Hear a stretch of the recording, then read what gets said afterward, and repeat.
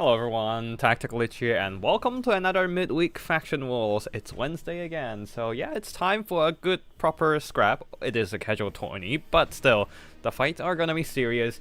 Scarbrand here going up against Codex, Contrarian Codex. Oh, seems like he has joined the XMT clan. Nice. It is gonna be a nice battle. I think Scarbrand is the NC clan, right? Or wait, maybe wait, no, hold on. He was NC clan, but I think he moved on to a different clan. But either ways, it is going to be a nice, cool battle between the two players here. Both sides have been rather active lately. Contrarian Codex, oh, hello. Oh, Skybrand is XMT now. Nice. Nice. But I'm from the Nakru clan, so no. I can't support that. I can't say that. No. NC clan, best clan with a proper food channel even to share our culinary expertise. That's the best clan. XMT Civil War. Indeed. Alright. So it's gonna be Tzeentch versus Skaven. Two types of different warp fire, right? The warp stone fire versus proper pure Tzeentch warp flame. So it's gonna be an interesting battle. Oh, actually, I need to close the curtains because it's super sunny. Give me a second.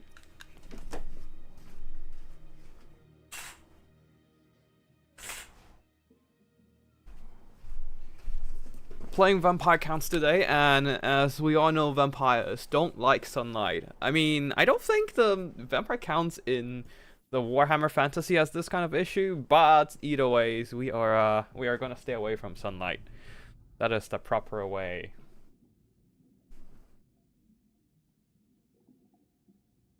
Alright, looks like Scarbrand is ready, so we're just waiting on Contrarian Codex, who is still picking their army. We shall see. We shall see. Both sides have some really good fire powers, though I would say Skaven's Globadiers and Avalanche Mortars are really good at killing demons, so maybe Tzeentch doesn't want to go for a missile build, but if you bring enough blue and pink horrors, you can probably overwhelm the other side, the Skavens, with just sheer volume of fire. Because Skaven slingers are shit, and all they rely on are their weapons teams, right? So yeah, it's hard to say. It's hard to say. This is not a matchup I'm familiar with, but we shall see what's gonna happen here. Of course, Army Bulker is still on, so we don't get to see what's happening just yet, but it should be soon. It's Contrarian Codex is down to the last little bit of gold, and yeah, we should begin soon.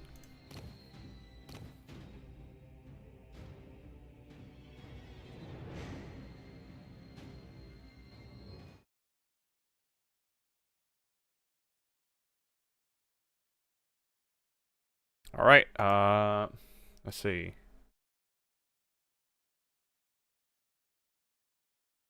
Okay, cool.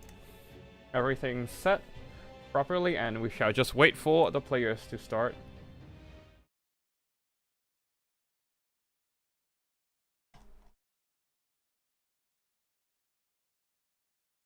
And they have started to load into the map.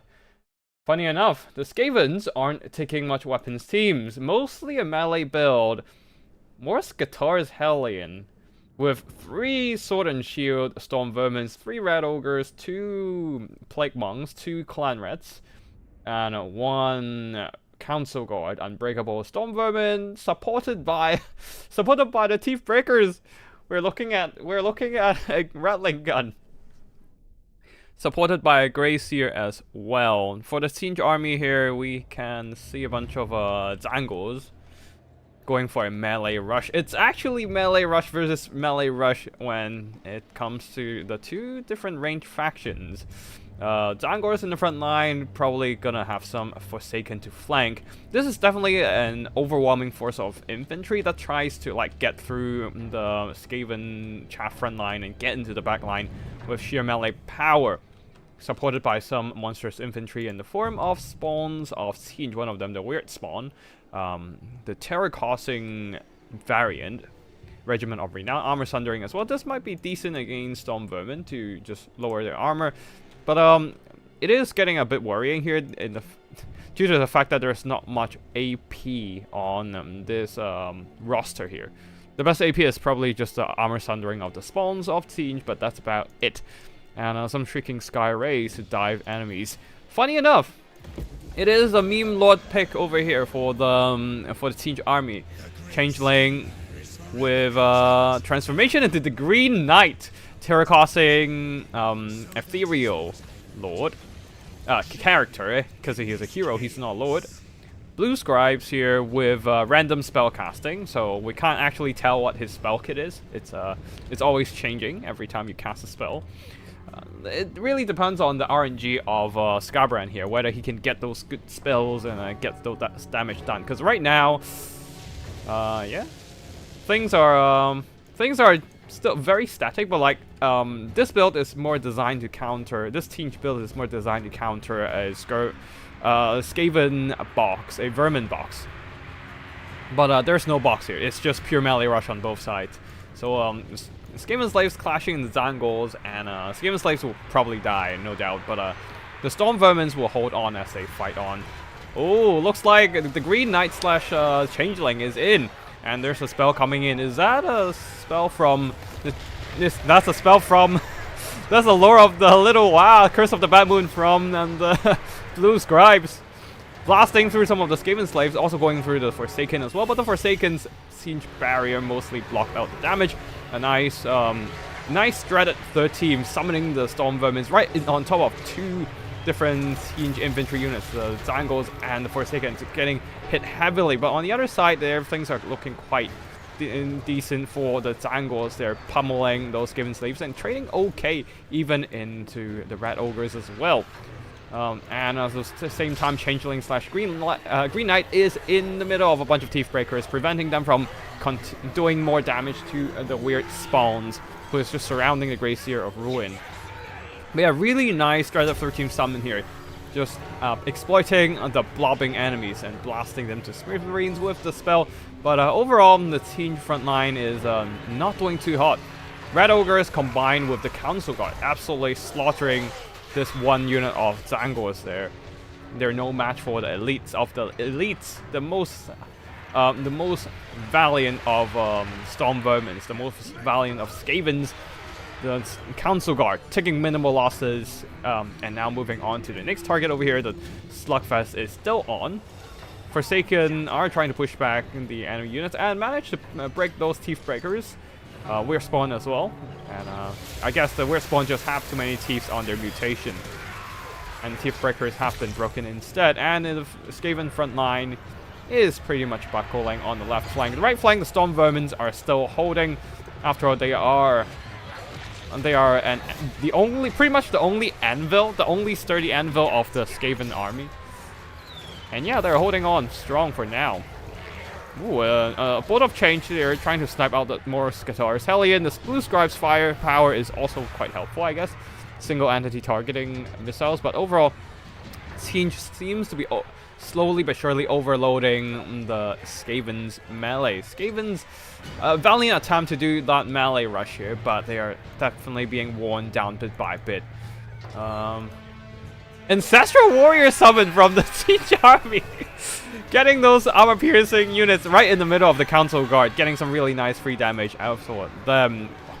500, almost 600 gold worth of damage value for these guys. They only cost like, what, 20 Winds of Magic, I guess? And did 500 gold worth of damage value. I think that's definitely worth it. Especially the Council Guard here being worn down so much by the fully armor-piercing attacks from the Ancestral Warrior, summoning smack in the middle of these, summons right in the middle of the elite Storm Vermins. Gracier right now getting hounded by the Changeling slash Green Knight there, and Skaven slaves are coming in trying to peel. On the right side though, the Skavens are holding on strong, and another Dreaded 13 summon trying to equalize things a bit to free up one of the Storm Vermin unit and support the Plague Monks and the Storm Vermins over on this flank. Maybe a rear charge will break these units, except the Chaos Spawn, of course, they never break. And Teeth Breakers have regrouped with 12 unit models and now trying to focus down the Changeling slash Green Knight. Red Ogres have returned, trying to help out this two lonely council gods. They are all they have for each other now, and I don't think they're gonna have much more time left on the battlefield here. Just getting pushed over by a bunch of Forsaken Chaos Spawn, and that shall be a victory for Tzeentch as Skaven throws in the towel, realizing that they cannot beat out this Tzeentch melee rush army. It looks like the Tzeentch barrier and the random spells from the blue scribes are too much there for the Skaven front line. Really cool summoning spell. Memes for the win. Plague Monks versus Tzeentch, bold choice. Yeah, that is true. Plague Monks rely a bit on their physical resistance, and that is not great for fighting Tzeentch due to their magic attacks.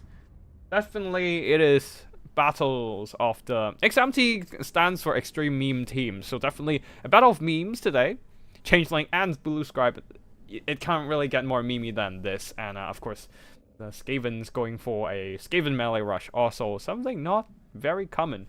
And up next, I think that's my turn to fight. Yep, I think that's my... Oh, wait, no, hold on. I'm supposed to fight King of the Hoods or Angel. King of the Hoods going for Tzeentch, or Angel going with Tomb Kings, and I'm playing Vampire Counts. I was just planning to do some counts practice. So that would be neat if I can get something going on that one. But yeah, like I always struggle with counts in Warhammer 3. Yeah.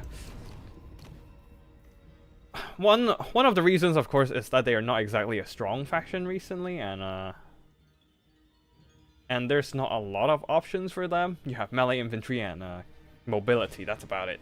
The monsters are kind of shit. The only decent one is like the Vargheists and Crypt Horrors, and Terrorgheists and Varghulfs are all kind of mediocre and crap, so you never see them.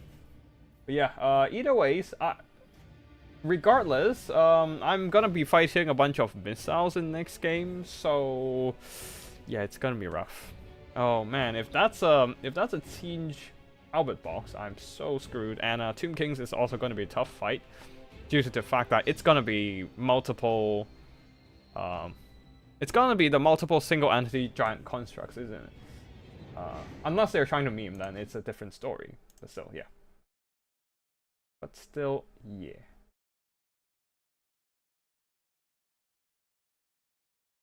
Alright, so let's see if our opponents are still in the middle of duking it out, or are we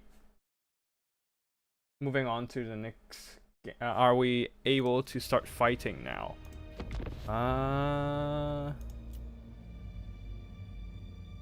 guess Drugash and... Oh, Drugash? And Twist? They have finished their game, perhaps? But I don't know who else is ready to play. So we might play some quick battles here. I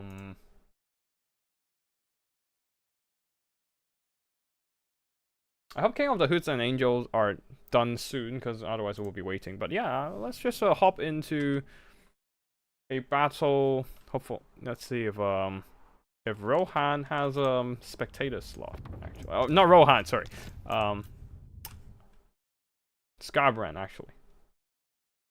Skarbrand changed his name on Discord, and Rohan is on there. So I guess I misread. Anyways, mine setting a spectator slot. Still waiting on Oh wait, never mind. Looks like Hoots and King of the Hoots and Angel are done with their game. And I'll probably be fighting Tomb Kings. Maybe? Anyways, let me just host battle. Wednesday faction wars. There we go.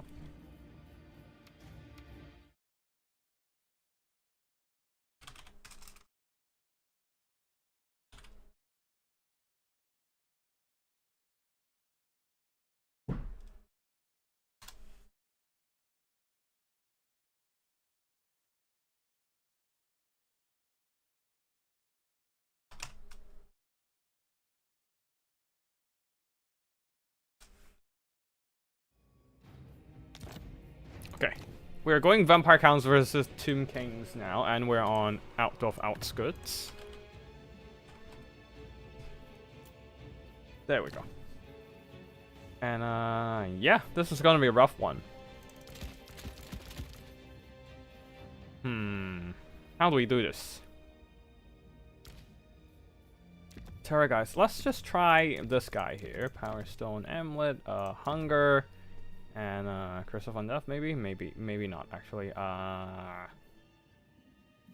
let's just do... We have 2 different types of regeneration abilities. I think that's enough. Spirit Leech, Invocation, and Gaze of Nagash. Yeah, let's just do Spirit Leech and get our mobile battery, the Necromancer, with a Forbidden Rod on a Corpse Guard. Balefire might be nice here, actually. Yeah, let's do that. Turn everything off and put a... Yeah, just turn everything off, and hopefully we can just hide him in a forest. Wait, no, hide him in the forest? Yeah, we can do that then. Oh wait, no. We'll send him up with the rest of our army here. Whatever. Zombies, Grave Gods. Let's just do that, because Stonesmen, I feel like it's just a cool unit in general. Nothing too unique, but they're kind of cool, so whatever.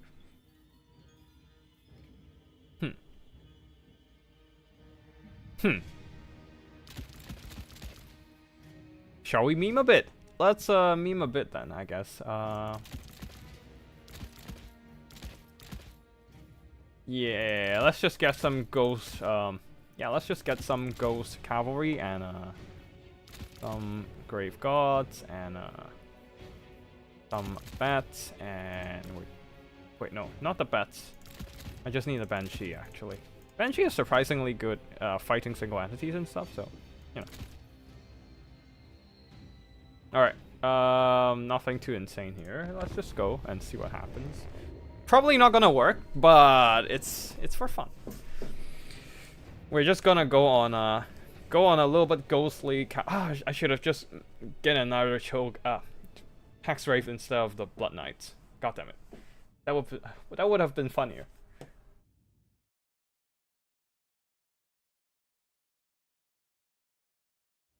Anyways. We have some infantry, some cavalry, and we didn't bring monsters. Except the Varguys with... not Varguys, Terra guys. With the Strigoi Vampire Lord on top. Maybe I should have just got Strigoi Gold King, actually. Maybe. Because actually the Strigoi Gold King is kind of redundant ever since there's a Strigoi Vampire Lord. Their toolkit is almost the same. And the Strigoi Vampire Lord is straight up just got better stuff than the Strigoi Gold King. Hey, we're playing the Vampire Count's Q Power Wolf. Power Wolf. I don't think I've seen that name for a while.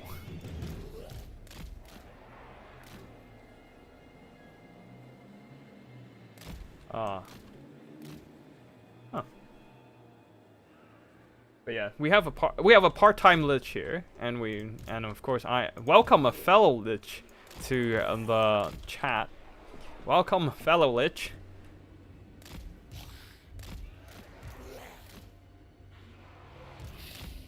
All right. What can we do now? Not much other than just straight up march towards the enemy or a capture point.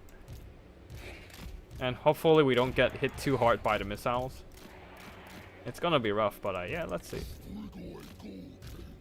Strigoi Gold Kings theoretically pretty damn strong in what they do, but yeah. In fighting single entities and stuff, and just very tanky, a lot of regeneration available in general, but yeah. Alright, looks like Angel is ready, and I should hit up ready as well.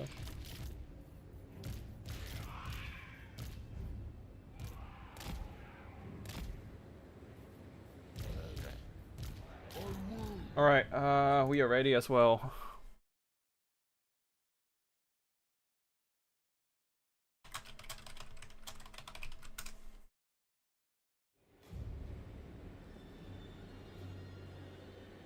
Hello, Twist.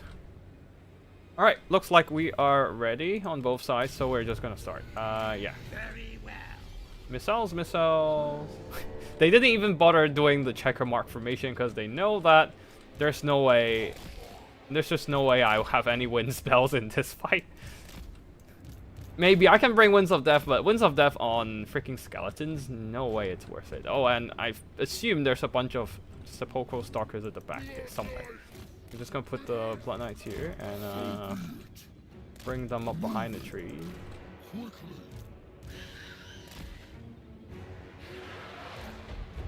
Ow, ow, ow, ow. A lot of missiles, a lot of hurt. Not great.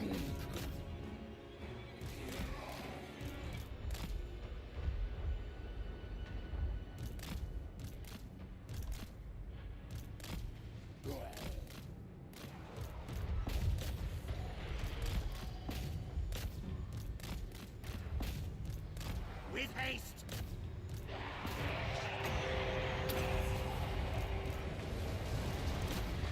Alright, time to bring them up and send them over there.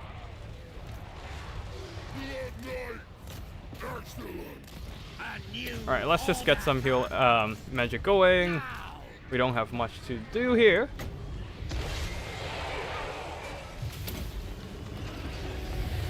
Try to bring down at least one of the skelly. Alright, let's just send some of the grave gods over there.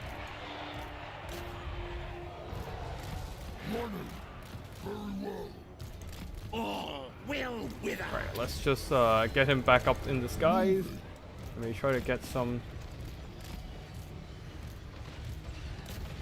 Yeah, the breath attack going or something.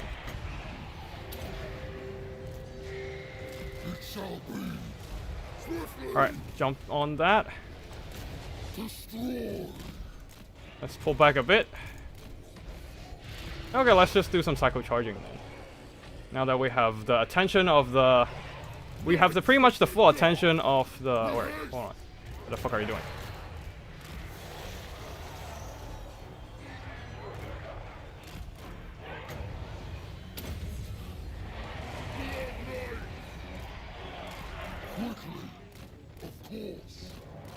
No, run! Run! Run away! Alright, let's just go and walk over to the capture point there.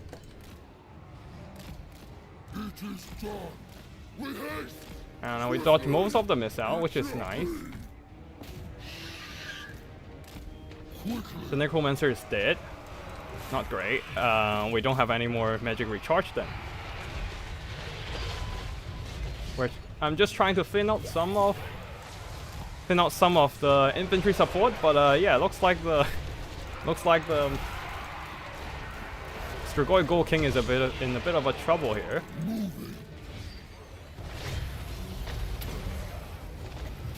And another blast attack onto this guy. You guys, can you get out of there? No, you can't. You're trapped in skeletons now. Fuck. I'm forced to bring in some healing for you guys. Force your path out of there, please! Get out of there! Yeah, the blob is too much here. I can't get those Split Knights out, and I'm kind of fucked here.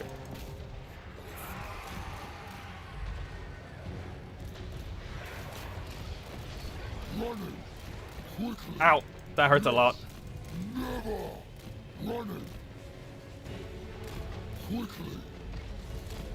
That hurts a lot. God damn it. Even the Sternsmen are almost dead. God damn it.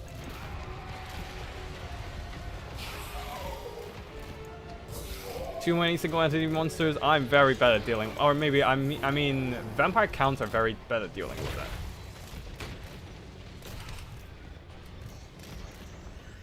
Somehow this lady is still alive.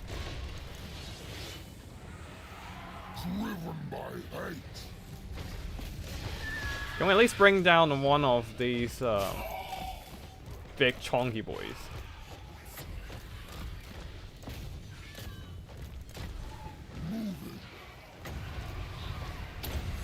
Oh shit, misclick, no! Alright, just blast Archon with that.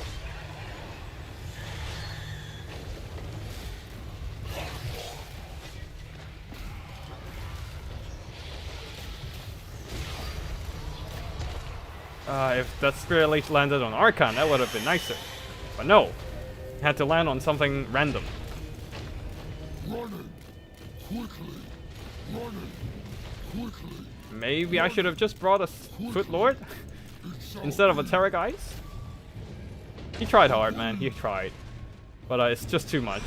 Army losses is gonna bring down everything before I can even kill Archon.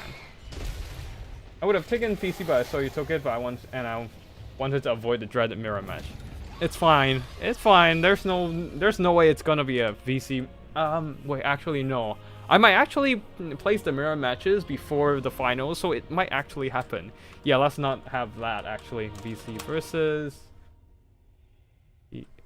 TK. The triple construct meta. Ugh. I could not have killed. I killed one, almost killed Archon, but unfortunately the other two are just too much. Not real. The Arrow Titan isn't a problem, but the Sphinx of Uzcav, the fire damage, the magic damage, they are all a little too much for my units here. The Chill guys did well, killed one of, killed the Chosen of the Gods, but even then the Chosen of Gods still got a whole 1,100 gold. Trying to blast the. Yeah, but they actually did a lot of damage to the Stonesman and my Necromancer, and that was not great. It just hurts the single entities. Ugh.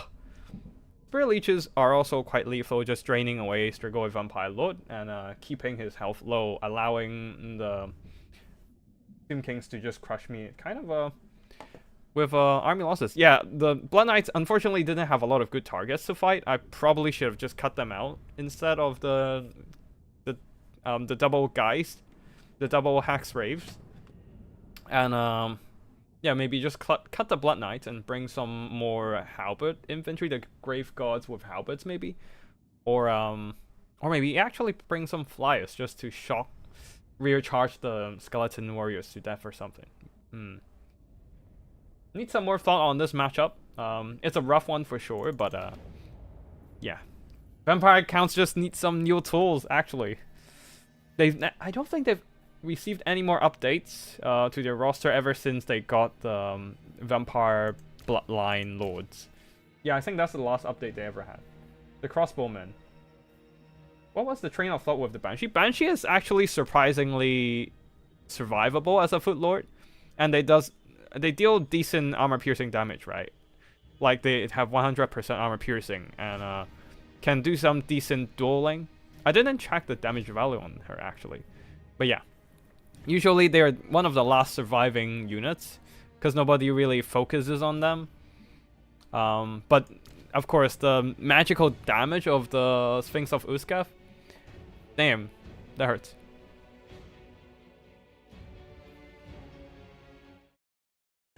Alright, give me a second, need to do some tournament admin stuff.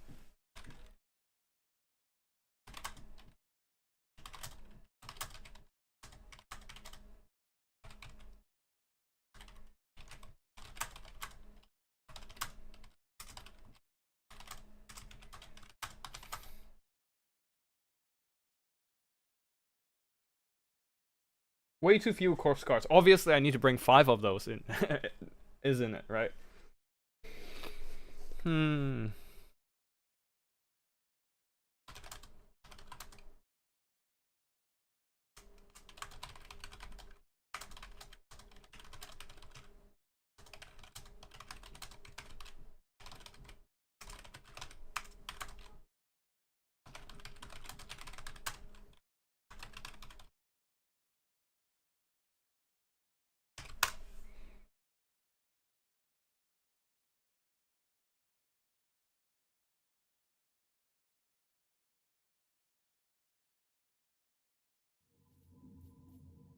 Alright, looks like we might or might not have to cast a chess match. I hope we don't. Basically, two players are trying to play their game, but I think there's a bit of internet issue due to this game being an international game and people are from all over the world in this tournament. Internet connections might not be the best, so yeah, they will just have to figure out a way to decide who's going to advance to the next stage.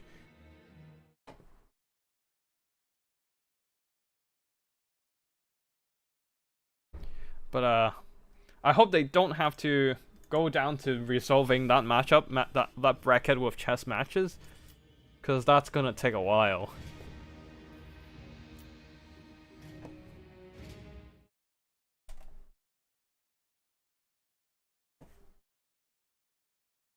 Let's see, do we have any other matches that have been resolved? Prime and Scarbran obviously couldn't really. They were the ones who were figuring out how to deal with a slow internet, so they're still playing. And on the other side, Archangel has emerged victorious into the semifinals, and he'll be fighting either Rusto or Drugash. While Angel, we saw them just beat me in Vampire Count, so Team Kings is also in the semifinals, waiting for Prime or Scarbran to figure out who's the winner of that super slow internet match. Yeah, but they are figuring out a way to resolve that. Either it's gonna be chess match or rock, paper, and scissors. Yeah. While we are waiting, I might actually...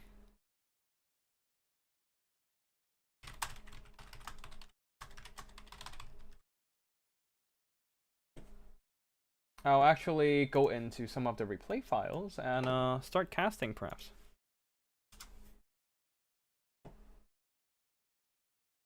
Okay, we've got 2 replays in so far. And yeah, let's start to do some replay casting while we wait for the players to get...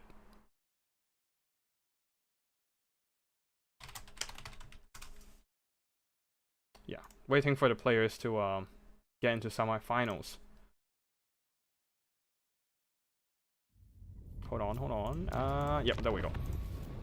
First up, we have Team Kings versus Tzeentch. Team Kings once again going with the triple construct build. Oh, that is gonna be brutal. We just felt the pain of the triple construct, the double. Oh, this time it's just 1 Sphinx. Oh well, 2 Sphinxes, but only 1 is a Necro Sphinx. The other is a War Sphinx. Arrow Titan and Hero Titan is a bit of a meme pick, but yeah, still a big, strong power piece single entity, and Arcanda Black is here. For the rest of the army, for Team Kings from Angel there, front line of Skeleton Warrior, second line of Skeleton Archers, and 1 more chosen of the gods. That's it for the army builds. On the other side, for the Tzeentch army here, Blue Horrors, Chaos Warriors, and some Exalted Plague Horrors, plus more Blue Horrors actually, and bunch of more single entities. Cultists of Tzeentch on a War Shrine, so probably trying to get some extra magic regen, but the other single entity here, the Soul Grinder, is taking heavy fire from the Chosen of the Gods scatter shots. They have a big hitbox, that means the scatter shots basically acts like shotguns, spreading and hitting over his hitbox. And Village the Curseling here, a Footlord, making him less vulnerable to enemy missile fire. And he is pretty good at fighting too. Now the front lines are clashing, although the Exalted Plague Core is getting into range to shoot at the Skeleton Archers, but there's just an overwhelming number of Skeleton Archers focusing them down, plus Skeleton Spears dragging them into melee, making them struggle in this melee engagement.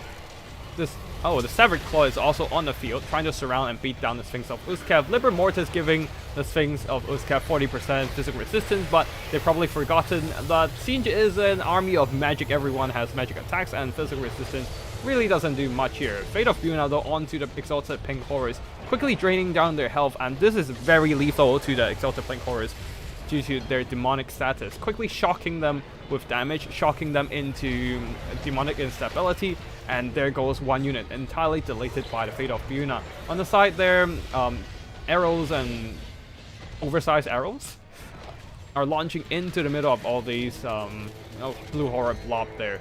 They're just stuck on Skeleton Warriors, can't really get to anywhere helpful, and absolutely showered with arrows and slaughtered at range.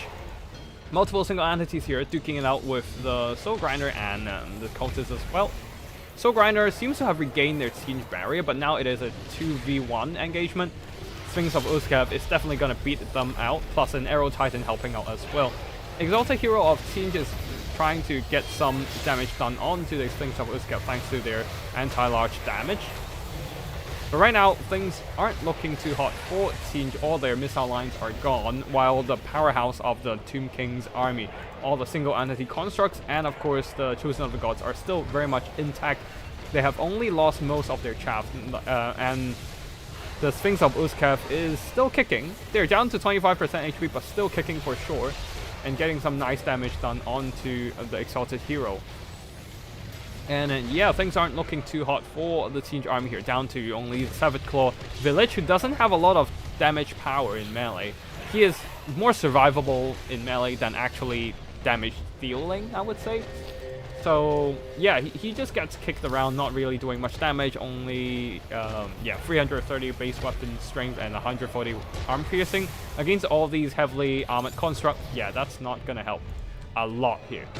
While he himself getting bullied by the anti-armor, anti-infantry damage of the Camarine War Sphinx and the Arrow Titan. Look at him just going down so fast. Getting absolutely stomped by all these constructs. Soul Grinder trying to help, but he himself is getting heavily drained down by Spirit Leech and gooned out by all three single entities here. Gooned out by all three massive constructs, shoulder to shoulder. Yeah, they're just having a little party over here, curb stomping everything around them. Savage Claw coming in to help, but yeah, they are not exactly dealing enough damage to reverse this engagement. Village Accursed actually getting beaten up by Arcan. Funny enough, even if Tomb King Lord is a caster lord, they actually are decent enough in melee to Oh, hello everyone. I assume you guys are from Human Boys Yes Yes yeah, from Human Boys Yes Yes crap stream. Welcome everyone. There's no craps today. I don't think there's any Vampire Coast, but we do have some casual midweek tourney action going on right now. Looks like for this battle here, the triple construct has won out once again. These Arrow Titan plus Double Sphinx, either Sphinx of Uzkev or War Sphinx, are just too lethal for the Tzeentch army to contend here. The Tzeentch army is going super narrow, which doesn't help as well. Being overwhelmed by the numbers of the Tomb Kings here, skeletons and skeleton archers, out shooting the Exalted Pink Horrors and the Soul Grinder plus the single entities here, just not quite able to fight back. Especially the cultists here, not really able to do much against the anti-large power of the Sphinx of Uzkev, and also getting absolutely shot up by the Chosen of the Gods, who got some really solid damage value.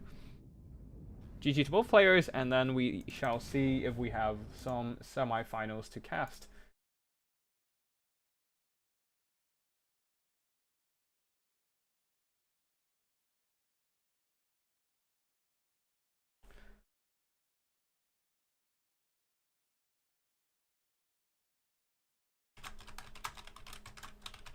Alright, hold on. Let me just check out what the rock, paper, scissors situation is going on there. For those who just joined and doesn't know what's happening, some players were having internet issues and can't really play their game, so they resorted to go decide the game with rock, paper, and scissors. And I need to know who is winning the engagement there. Give me a second.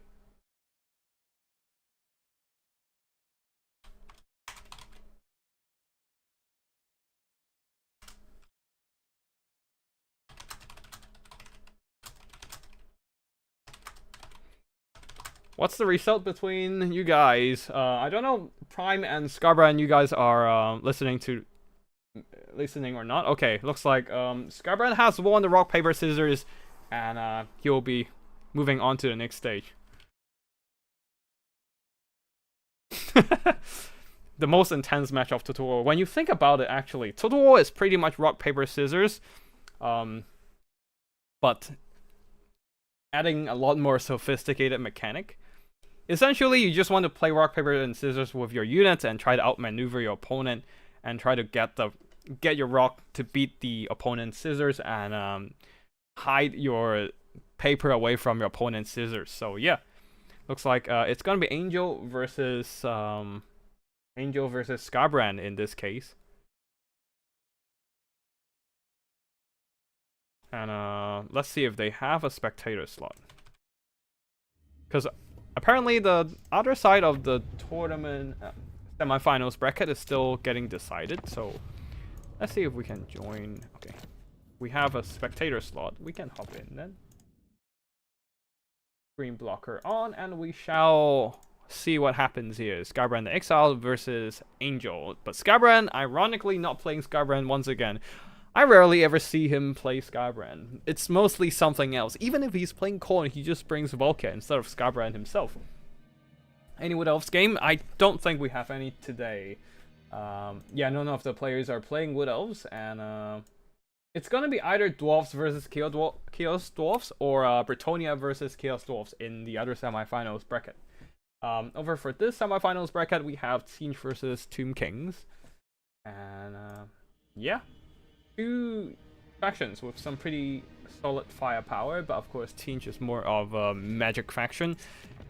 We shall see if Angels once again brings his triple single entity. Oh wait, it's Tzeentch versus Tomb Kings again. Ah, yeah. A couple players picked Tzeentch in this tourney, so we have two Tzeentch players, but there's no mirror matches. We just have a rematch of a Tzeentch versus Tomb Kings with different players playing Tzeentch. Alright, let's see what happens here, because Tomb Kings over here is already done with their army picks. It's just now Skybrand. And we shall see what happens here. Will he once again bring the Changeling onto the battlefield, or will he pick something a little bit more meta? Because in the first round, when we were watching Skybrand playing against Contrarian Codex Skaven army, Skybrand decided to go Changeling and turn a Green Knight into his ally. Yes, a Tzeentch army led by the Green Knight, not himself, but Green Knight, quote on quotation marks, Changeling. And yeah, we shall see what happens here. Will Angel once again bring out his triple construct build, or will he bring something a little bit different, and will Skybrand take down whatever Angel's gonna bring to the battlefield? We shall see. We shall see. Oh, and I don't know if Human Boy, if you're still in the chat, or if you're off somewhere else, but if you still are in the chat, appreciate your appreciate the raid a lot, and yeah. Hope you have a good day. Also, the craft stream I was in a bit and watching a bit as well while I was eating dinner before the stream, and that was fun. I assume that was more like an April Fool's event, maybe. I'm not entirely sure the idea behind it, but I assume it's April Fool's. I assume so. Anyways, we shall wait for the players to get ready. Looks like both sides are ready, and Tzeentch versus Tomb Kings will be on soon. Oh wait, no. Skybrand decided to unready for a bit there, but I think it's yeah, it's on. We're going in. Changeling versus Arcane the Black, and once again, Angel is going for his optimal build here. Skeleton Warriors, 1 Chevron up Skeleton Spears, 2 Skeleton Archers, a Chosen of the Gods, and of course his 3 constructs here: War Sphinx, Necro Sphinx, the Sphinx of Uskav, and Hero Titan, plus Arcane the Black leading the army. On the other side for the Tzeentch army, Changeling here from Skybrand. I wonder what the Changeling will turn into. That's the real question. And what else? We have the exotic hero of Tzeentch having his 3 heads. And I think I caught a glimpse of that sorcerer before we load into the game. I think that's a metal sorcerer of Tzeentch. Ooh, blasted land. So a lot of vegetation on the field, and it might not be the best for artillery. So the Chosen of the Gods will face a little bit difficulties in shooting here. What else do we have on the battlefield?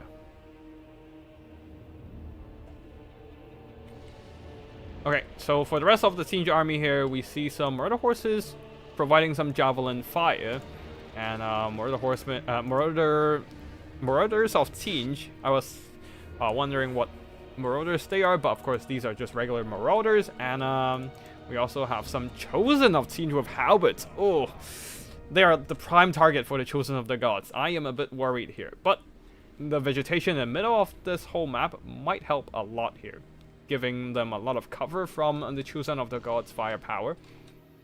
What else do we have? Yeah, that's basically about it for the Tzeentch army. Oh, a Soul Grinder on the sideline. Oh, once again Soul Grinder on the battlefield, but we shall see if they can work this time. Now, for the real question, what is... Oh, what? Tzeentch going with Herald Hammerstorm. Oops, sorry. That is actually a pretty interesting move. It will terrify the skeletons. However, these Sphinx of Uzcav, the Hero Titan, they are all constructs, so they don't really care about the leadership issue. Herald Hammerstorm only affects undead, not constructs. So these constructs here, they would not be... Yeah, they don't have the undead keyword, while the skeletons do. I know that because I tried taking Herald Hammerstorm against Tomb Kings, and that did not work against the constructs. And I paid a dear price for that. But either ways, let's see if eliminating the chaff with Herald Hammerstorm is gonna work well here. There's also the Severed Claw, providing some even more elite bodyguards around the character squad, as there are the Exalted Hero, as we checked out earlier. Bring in the Book of Secrets with the triple stages debuff. Yeah, triple stages debuff ability. And yeah, now Tzeentch is just moving on to the capture point, trying to get some victory points, while waiting for the Tomb King's army to get close to their formation and start duking it out in close range. Yeah, I'm really worried if the Changeling / Herald Hammerstorm can actually be of any use here. He doesn't... Does he? He doesn't have his item. Right. That might be a problem. Changeling does not have Hammer of Harry, so he can't use the blob clearing explosion ability.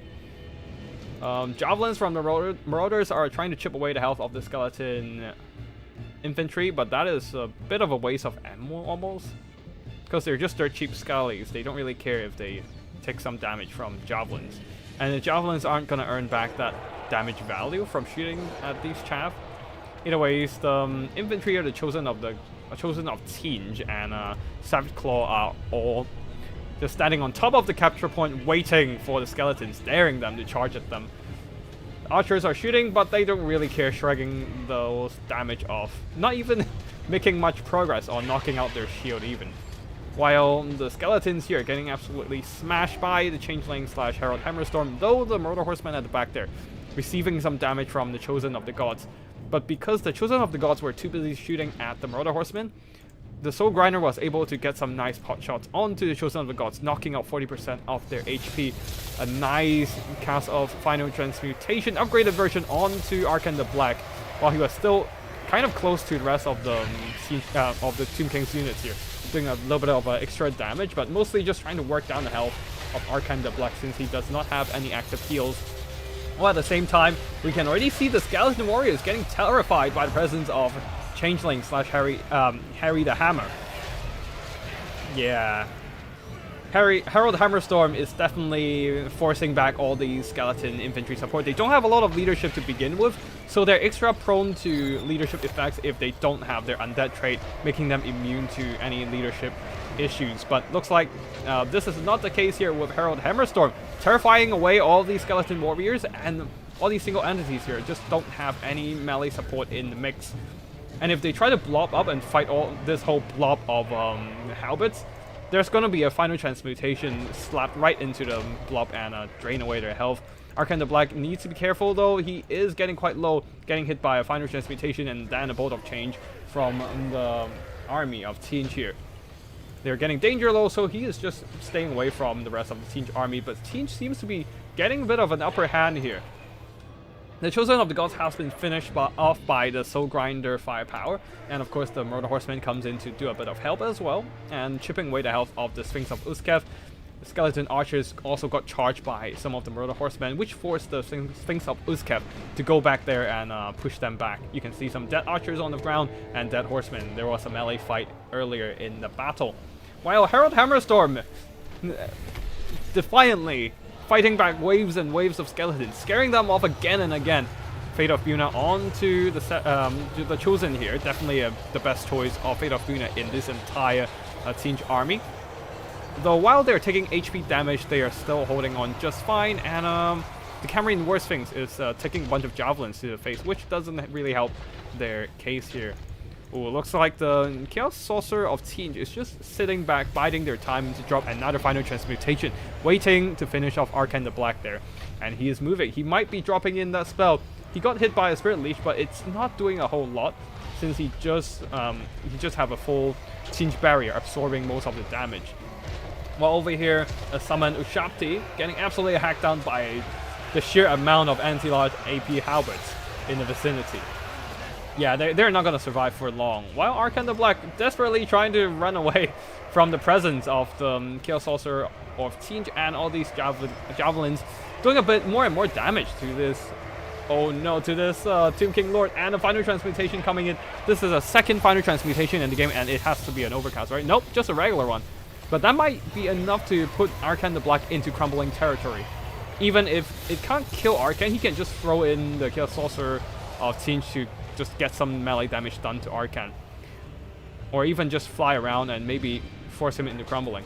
Either ways, looks like the Tzeentch army is holding a dominant position on the capture point. And yes, Arcane the Black has been forced into crumbling there due to an exposed flank. Attacked by artillery?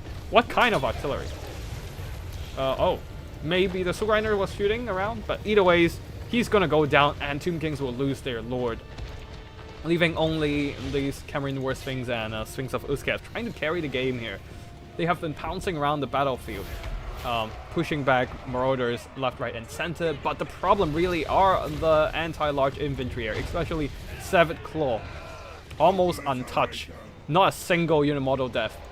And they have to fight the Severed Claw in melee. And Chosen are still kicking around with most of their models just to fight them and grind them down in melee. Arrow Titan down to roughly 2/3 of their HP, not doing too hot either. Leadership dropping, surrounded by a sheer amount of halberds. These constructs are definitely not enjoying their unlife here. Yeah. Very nicely played by Skarbrand here. Holding that position with all those halberds. And utilizing the tree cover around the capture point here to nullify the enemy Chosen of the Gods' firepower.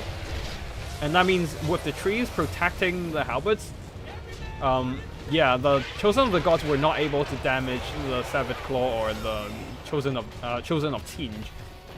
And Tomb Kings will have to finish them in melee, which Tomb Kings definitely do not have the means to, unless they can drop like two Fate of Buna onto the Chosens of Tzeentch. Obviously that is not the case here, so it is down to the melee grind of single entities. Trying to cycle charge everything down to their last bit of HP. But it might just be army losses here as the skeletons crumbling to dust, and that brings down the Worst Sphinxes along with them. Did the Arrow Titan already die? Yeah, the Arrow Titan already died in the middle. Surrounded by the Chosen, by the Severed Claw, by the characters here, by Herald Hammerstorm, who does have armor-piercing damage. And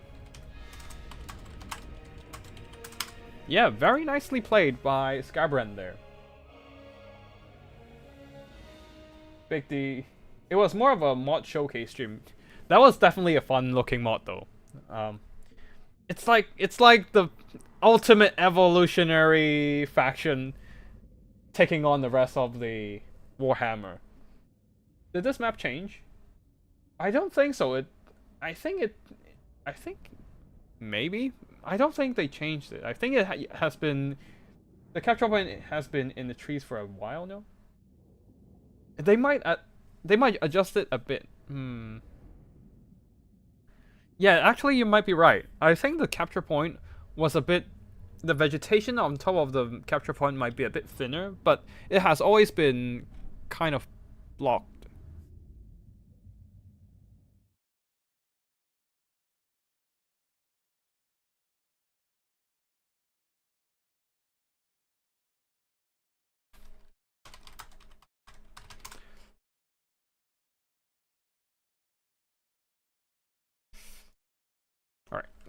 I might have okay, yeah. Uh, Another thing is I do have to apologize to Angel there. I might have repeatedly emphasized that he go with the triple constructs multiple times in a row for a bit too much, and that might spoil the surprise to his opponent.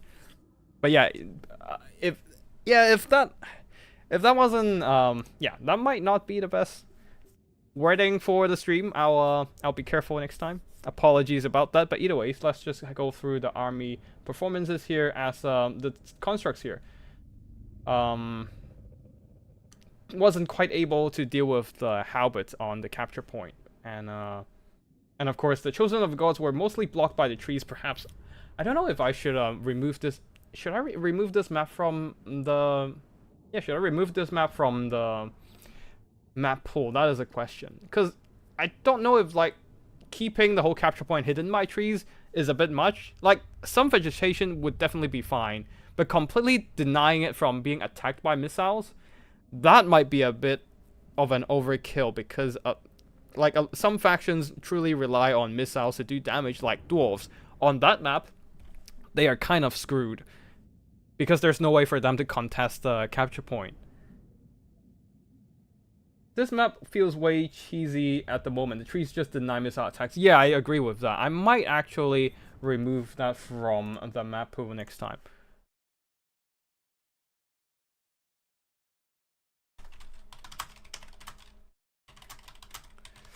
Yeah, I think I'm just gonna remove the map, actually. You know what? Give me a second. Just quickly removing that from... Wait, what is the map? Sorry. Blasted Lands. I'm just gonna remove that from the map pool for now.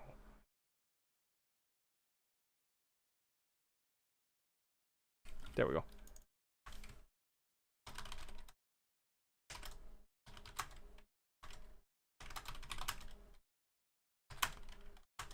Capture point. Yep, too many trees on capture point. I'm just gonna remove that for now.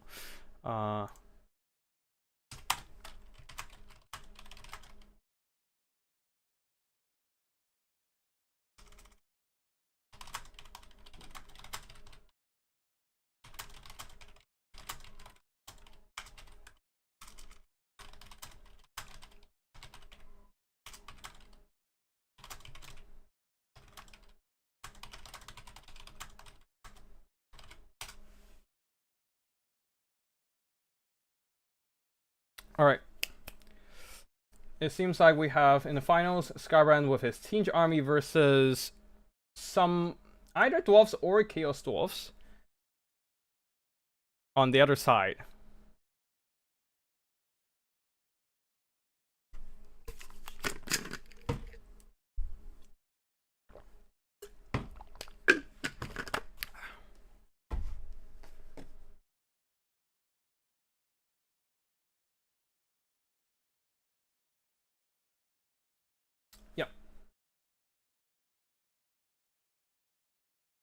Oh right, it also debuffs monster, which makes infantry good. And like, I mean, infantry capturing a point is usually the optimal way to do things, but I don't feel like just leaving infantry viable in this situation. Also, cavalry is also getting nerfed on that map because of the vegetation. So yeah, it's only down to infantry and magic as a viable means to contest the capture point with all those trees on top. So yeah, I'm just gonna remove the Blasted Land map from the map pool for now, until they thin out the trees on top. Because like right now, there's no way to contest that map with anything but infantry and magic. Like you can't use missiles, you can't use monsters, you can't use cavalry because of all the trees, and that leaves only infantry. And it's kind of unfair to certain factions. Like, if this is a best of 3 where players can pick their factions every round, then I don't think it's a problem, because you can always pick factions that are optimal.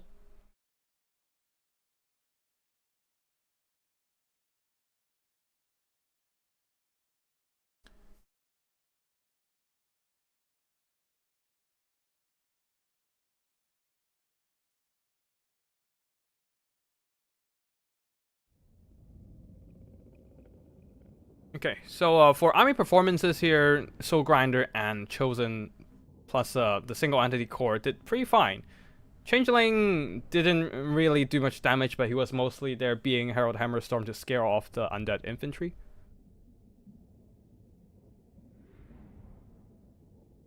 And the Javis did well as well. Just slowly chip away the monsters and whatnot. But yeah, that's gonna be it for this battle there. Mostly it's a terrain win because of all the trees. And yeah, we're just gonna wait for players on the other side of the tourney. Either Drugash or Archangel there. To finish up and join us in the bracket. Wait, hold on. Wait, hold on. Drugash and...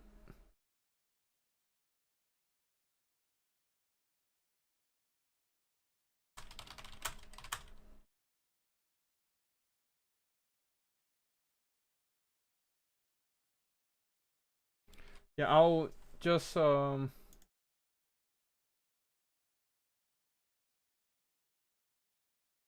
just have a look at the brackets first. Wait, right, the semifinals are just about to happen, so I might just hop over there and see if we can get the other semifinals cast.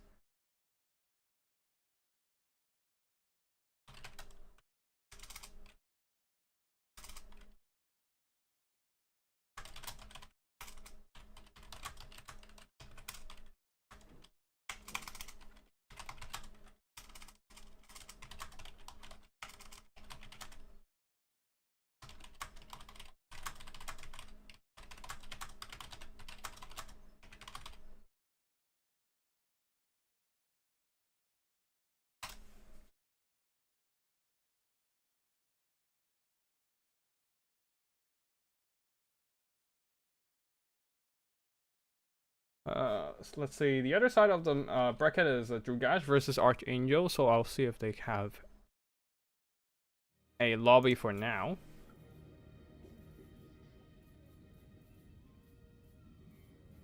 If not, we'll just keep casting replays for now then.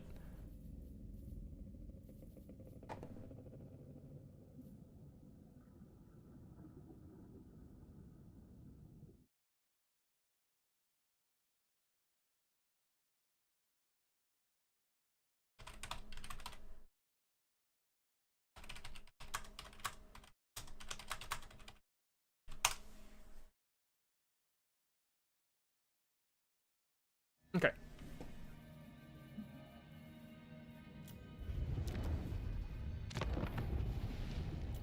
For now, let's just keep going through some of the replays we got.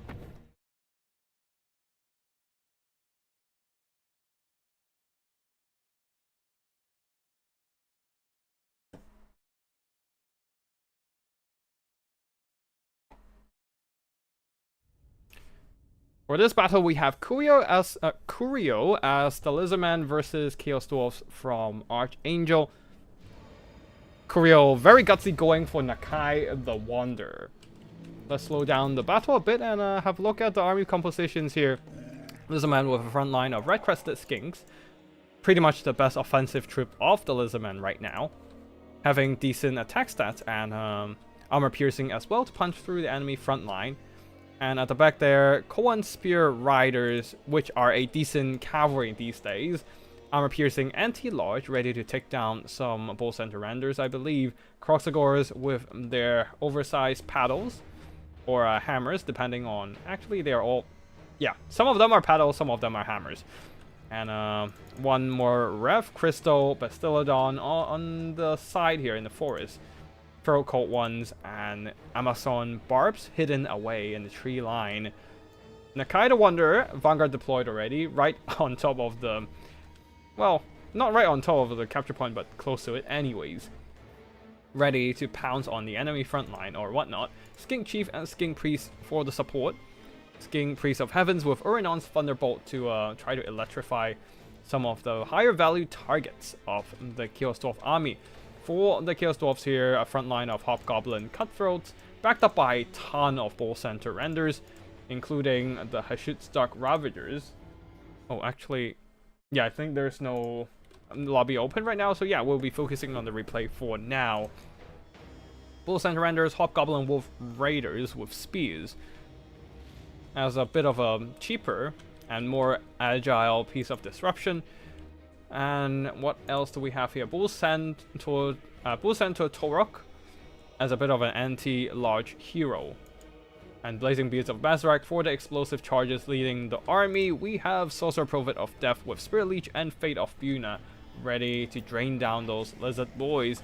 And I feel like there will be a Fate of Buna at some point for the Koan Spear Riders. But right now, of course, it is an expensive spell, so it's not going to get cast for now. Especially, looks like we have a Breath Attack early in the game, just trying to weaken those cohort of Soul Tech. They are unbreakable, so you need to kill them down to their last drop of HP anyways. So yeah, a nice use of those Breath Attacks, whittling down the Skink Infantry, who are quite fragile. And with their armor piercing, they can trade okay into a Kiosdorf front line, though they're just fighting against Hobgoblin Cutthroats. But even so, they are doing some pretty noticeable damage against wait, no. The Hobgoblin Cutthroats are doing some really noticeable damage against the Red-Crested Skinks. Oh no, the Red-Crested Skinks are getting absolutely hammered. Plus, we have some more explosions coming in from the Blazing Beards of Brazarak, nuking down those Red-Crested. Only really the right side are holding with the Skinks here, trying to cut through those Hobgoblins, outnumbering them over the frontline fight. Now over here, Koan Spear Riders charging in there, clashing into Bull Center Renders, trying to pin down the Sorcerer Prophet of Death too, but they only have one unit. And they are severely outnumbered, overwhelmed with Spear Raiders, the Hobgoblins, and Bull Center Renders absolutely hacking them down, plus a Fate of Buna. Yeah, this unit of Code 1 Spear Riders are gone, so the Kiosdorf is getting a dominant win on the far flank. But over here, on the closer flank, Hobgoblin Spear Wolf Raiders with spears are charging into a bunch of Koans. These are just feral Koans, and trying to help all the Koan Spear Riders here. And quickly, even then, the Bull Center Renders and Hobgoblin Wolf Raiders have been routed away by the presence of Nakai the Wanderer, providing that juicy 40 melee attack and 20% physical resistance buff to the surrounding Koan troops. Getting a quite dominant win with the Amazon Barbs, providing that fire support. But on the other side there, I feel like, oh no, the Bastillodon with Rev Crystal, why did you go all the way onto the other side? There's no units for it to heal, and no units to support it, so it is completely surrounded by Bull Center Renders, while Nakai and his Koans are just kind of like happily fighting stuff over here all the way on the other side, and not enjoying any healing whatsoever. That is quite unfortunate. They are getting an upper hand in the middle fight too, slowly grinding through all those Hobgoblin Cutthroats, and now trying to beat back the Hashutstock Ravagers. But the Rev Crystal is still stuck in the middle of a bunch of Bull Center Renders, one of them the Bull Center Torok. And yeah, the Bastillodon Rev Crystal is not enjoying it at all, down to less than half health and still dropping. Remember, the Rev Crystal, I don't... Wait, can it heal itself? Yeah, I don't think the Rev Crystal can heal itself. Yeah, affect ally, so not self. It can't heal itself, so it is just keep taking damage. And kind of got left out on the other side of the battlefield, while Nakai and his friends are too busy fighting a bunch of Chaos Dwarfs and Hobgoblins and Bull Centers over here. A little bit stuck in this block fight. Blazing Beards pretty much untouched for most of the battle. Now reinforcing the middle here and beat back the rest of the Lizard Infantry. And Nakai the Wanderer is all alone. Well, not entirely alone. There's a little Skink Bro, Skink Priest Heavens, trying to help, but he can only do so much. While the rest of the Lizards are pretty much pushed back. Skink Chief is still fighting. Still shooting his blow dots, trying to whittle down those Bull Center Renders, but yeah, those Bull Center Renders are gonna be soon free to either chase him down or actually finish off the Bastillodon. Nakai the Wanderer is still there, still stuck in the middle of a bunch of Bull Center Renders and Blazing Beards, while the Amazon Barbs are just very close by and now being terrorized by the Sorcerer Prophet of Death. Yeah, that is not great at all. Urenos Thunderbolt trying to thin out some of these surrounding Kiosdorf infantry, doing some nice damage a great thing about Uranus Thunderbolt is it has really good armor-piercing value, but it's mostly good against units with really high HP pool. So if it got a straight hit onto some single entity like Nakai, it can take out a chunk of his HP, but onto infantry, well, it will kill units instantly, but it has such a small area of effect, it doesn't do a whole lot of damage. It has effective damage, just not a lot. But yeah, that is gonna be pretty much a dominance for... Wait, hold on. Nakai is still fighting on, pretty strong. Blazing Beards might just get thinned down by more Uranus Thunderbolt, but the Skink Priest of Heavens here, stuck in the middle of a bunch of Hobgoblin Cutthroats. This is not great for them, but a rear charge from the Koans might help things out a bit. Terrifying, actually not terrifying, breaking the backs of the Hobgoblins and maybe free up the Skink Priest once again for more Uranus Thunderbolt. But Bull Center Renders with their great weapons are back and will be providing support for these Blazing Beards and try to beat down Nakai. Wait, that's Nakai, right? Yeah, that's Nakai with the Primal Roar buff. And Uranus Thunderbolt onto the Bull Center Renders. Will they stay there and get hit by the Thunderbolt? And that straight up killed one of the models there. But unfortunately, the unit models were a bit spread out as they tried to move away, and that led to a mitigation of some of the damage here. But even then, Skink Bro, another Skink Bro, the Skink Priest, not the Skink Priest, the Skink Chief, trying to use their blow dots to help out Nakai with fire support, chipping down the health of the Bull Center Enders. But Nakai is getting low in health. Losing that Rev Crystal is a huge blow to the rest of the Lizardmen here. Now Nakai is fighting alone, just trying to hang on with the cold-blooded leadership buff. Even the Skink Priest and Skink Chief has to go in and give him some melee support here. He can't just let Nakai take hits all on his own. But even then, that might just be a little too late. Too little too late. Especially the Skink Priest trying to cast a spell, cast an Uranus Thunderbolt, but got knocked over by attacks there. Denying their last Hail Mary to whittle down the health of the remaining Chaos Dwarfs, and that shall be army losses. That shall be victory for the Chaos Dwarfs.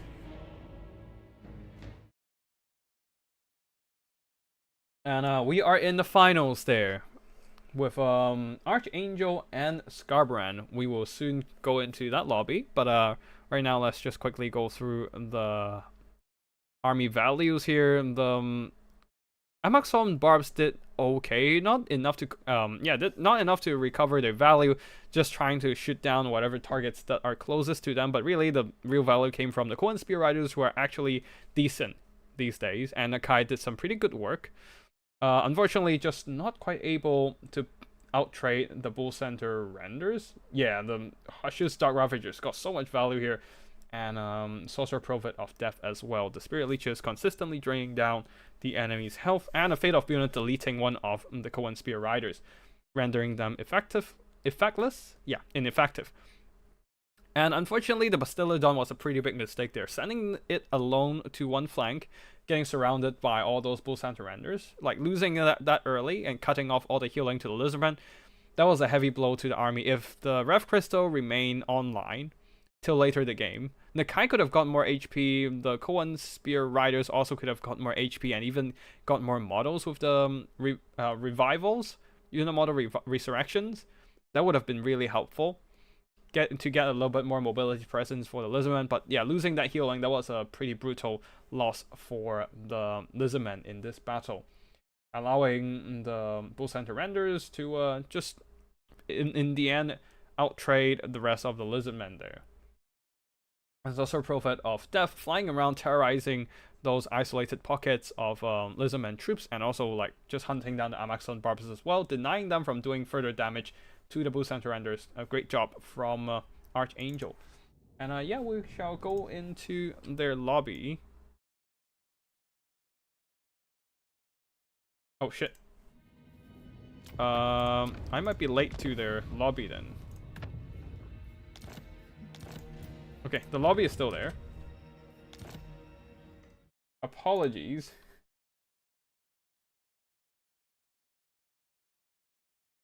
I think they're ready. Yeah. We have the army blocker up, so I'm not going to talk about the army builds for now. But yeah. Tzeentch versus Chaos Dwarfs. two factions with great firepower options, and both sides do fire damage pretty well. And now for the reveal. Tzeentch army going with a melee rush. Once again, we're seeing a bunch of Forsaken here. Combined with... Yeah, Forsaken combined with Spawns, plus a Soul Grinder. And for the characters here, we have a Metal Caster, plus the Changeling once again. Looks like Skybrand is pretty much stuck on using Changeling. Also, we are on a best of 3 format. We're gonna see at least 2 battles in this finals match. And now we're just waiting for players to load. Yeah, we're gonna see at least 2 battles in this finals match here, where players will have to use different lords every battle. Desync. That was weird.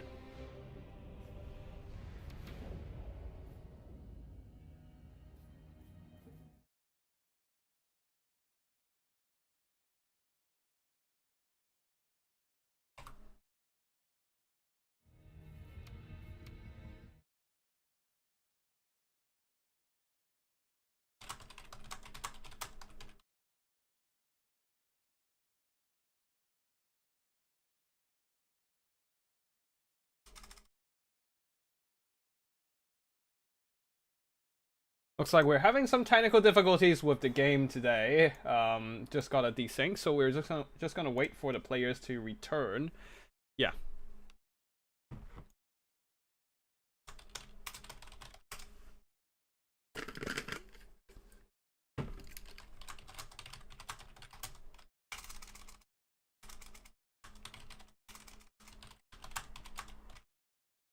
Alright, looks like the players are back and we are hopping back into the game. Well, if we have any more connection issues, like the game just doesn't load or something, we're always down to just go off to play some ranked multiplayer on the side, while the players themselves can play the game and then send me the replays and I'll cast it. It will work out just fine, just as fine. But of course, it's always great to have live replays, not live replays, live tournament action going. It is the preferred way, but of course sometimes the game server can make it a bit more of a troublesome experience, but this time it seems like we load in just fine.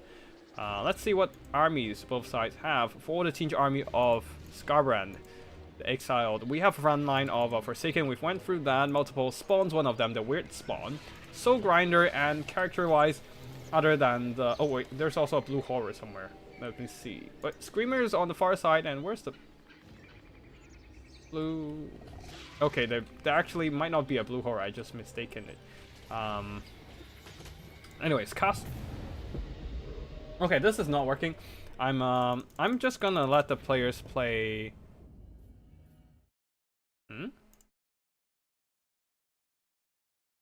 Oh. Oh yeah, so I have not mistaken with the first army build. I think Skarbrand just didn't... Yeah. Skarbrand just accidentally picked a Screamer instead of a Blue Horror in the second loading time. So that was a bit of a army choice mistake. But anyways, we're back in and we're still in the lobby, and Skarbrand is gonna fix his army build before we hop back in. Anyways, let's see what... Okay, we can't actually see what Changeling is going with. So yeah, anyways, we're gonna load back in and to check it out again. Third time's a charm, we should be able to get it work this time. Against Scarborough in final Tzeentch OP. What if North... Tzeentch is pretty good, but I don't think they're OP, to be fair. They just have some really nice spell casting options, and yeah, they have some of the most potent spells in the game. Fire, Lower Fire with the Burning Head. You have Final Transmutation to target single entities. The Tzeentch Lords are pretty damn good with Blue Fire and Blue Fire Kite. Pink Fire is a pretty decent spell as well. And but oh, Glean Magic, right? Glean Magic also silence your stuff. That is quite rough. But I don't think that matters over here because Skybrand just has been using Changeling every damn game. Now, he can't use Changeling anymore next game. Oh, check OP. Oh, I didn't realize Skybrand is from Czech. Okay. Maybe. Where is? I was thinking of Czech. Like where like remember the Warhammer map is kind of like a reflection of the real world map, right? Where it is pretty much the shape of Earth. With roughly the same countries on roughly the same location. Or at least the countries with the same kind of cultural code at the roughly the same location. Where is Czech on the Warhammer map? Like around Empire? So that might explain. The men from the Empire were men of the Elector Count and martial prowess, steel faith and gunpowder and all that stuff. But anyways, let's go through the rest of the army builds here. Changeling going with Sisters of Twilight, ready to do some long-range sniping. So a lot of sniping firepower from the Tzeentch army here. We have Soul Grinder and Sisters of Twilight. They don't have the Dragon Mount because they can't actually pick their loadout, but they still have the Eagle because the Sisters of Twilight comes with it. That's their base form. Sorcerer Prophet of Death on the Chaos Dwarf side, already receiving some hurt from the Soul Grinder, and perhaps not long later we have the Sisters of Twilight. However, the Chaos Dwarfs are packing their own form of long-range firepower, double Death Shrieker rocket launcher, ready to snipe out enemy single entities. Those tracking rockets, man, they are gonna hurt if they land. But Sisters of Twilight, being on that swift and agile Eagle, can easily dodge and juke those shots. Looks like the juking is very effective, but of course, even if the Sisters of Twilight are starting to take damage, they can heal once they get low enough with the Conjoined Destiny. So that might be a dangerous thing for the Chaos Dwarfs here. Even if they almost kill her, she'll come back with like half health. Anyways, the rest of the Chaos Dwarf army with a front line of Hobgoblin, Cutthroats, Blazing Beards, and a double Bull Center Torok, and some Hobgoblin Sneaky Gits guarding the back there. They're hidden because they have stock, and some Hobgoblin Wolf Raiders with spears providing some mobile disruption. Now the Changeling is trying to get close to the back line, trying to scout or just trying to kite away at the Sorcerer Prophet, I believe. But the Cutthroats are accumulating damage on the Changeling, and they? I don't know how to call them now. Anyways, the Sisters of Twilight / Changeling is now down to half health, but the rocket batteries are also taking damage from the Soul Grinder. The Soul Grinder, though, being the prime target for the double rocket launcher battery, and they don't have the speed to dodge those rockets, unlike the Sisters of Twilight. He himself is also getting very low in HP. Changeling is not happy at all, getting occasionally hit by Spear Leeches as well. Tzeentch is trying to force their way through the enemy front line. They're smashing through those Hobgoblin Cutthroats and trying to get to the back line as soon as possible. But very nice screening from Archangel there, pushing all those Hobgoblin Cutthroats up all the way to the front. So even after they got broken, the enemy infantry will still take some time before they can get to the back line and shut down their missiles. And there's still some time for this one unrouted Death Shrieker rocket launcher to keep shooting. While all the Sisters, the Changeling, have been working down the Sorcerer Prophet's HP very effectively, as they are much faster, 110 speed versus 86 of the Sorcerer Prophet of Death, who also got hit by a Final Transmutation earlier from the Chaos Sorcerer of Metal. And now things are turning around for the Sorcerer Prophet and the Sisters of Twilight. Originally, the Spirit Leeches have accumulated quite a bit of damage on the Changeling / Sister. But now she has stabilized her leadership, her HP, and she's gonna receive a heal soon with the Conjoined Destiny. Double rocket launcher, one of them has returned to keep firing back at the Soul Grinder. But at this point, both of the Death Shrieker rockets have been compromised by melee units. The Lord of the Chaos Dwarfs have been routed. All that's left pretty much are the infantry and the double Bull Center Torok on the front line, hacking through those hacking through those chaos spawns. And Wolf Raider with spears are trying to disrupt the Soul Grinder of Tzeentch here. And getting some good damage with the Bull Center Torok, and all of the damage from the Deathshaker rocket launchers definitely help, but that might be too late. I don't know. I don't know if the Chaos Dwarfs can bring this one back. The infantry are still holding, but they're up against a lot of spawns, a lot of Forsaken, which are armored, and they don't have a lot of AP to punch through those armored bodies, and HP and infantry models as well. Bull Center Torok themselves have taken quite a bit of damage. The Lord of the Chaos Dwarfs will be routed, and the Changeling might just fly over and start blasting him down as well. The spell casting is helping a little bit for yeah, it's helping the Sorcerer Prophet a bit though. The spellcasting from the Tzeentch army. Tzeentch definitely rely a lot on their spellcasting power, and every time they cast a spell, they give the Sorcerer Prophet of Death a little bit of healing.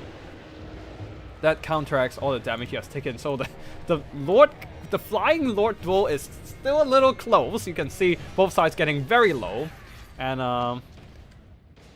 the Chaos Dwarf Lord is trying to hide away in the trees and block shots from the Changeling. So it's down to the ground engagements to decide the balance of power, where it swings. And looks like the Tzeentch army does have an advantage here. Forsaken and the spawns just getting an upper hand in this first battle of Tzeentch versus Chaos Dwarfs. And that shall be army losses. That shall be victory for Tzeentch, as the Chaos Dwarf ground presence, all the artillery, was dealt with earlier and no longer exists on their balance of power.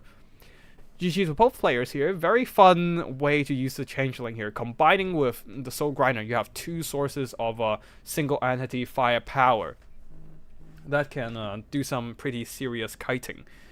And that did a lot of damage to the Deathshaker rocket launchers and the Sorcerer Prophet of Death.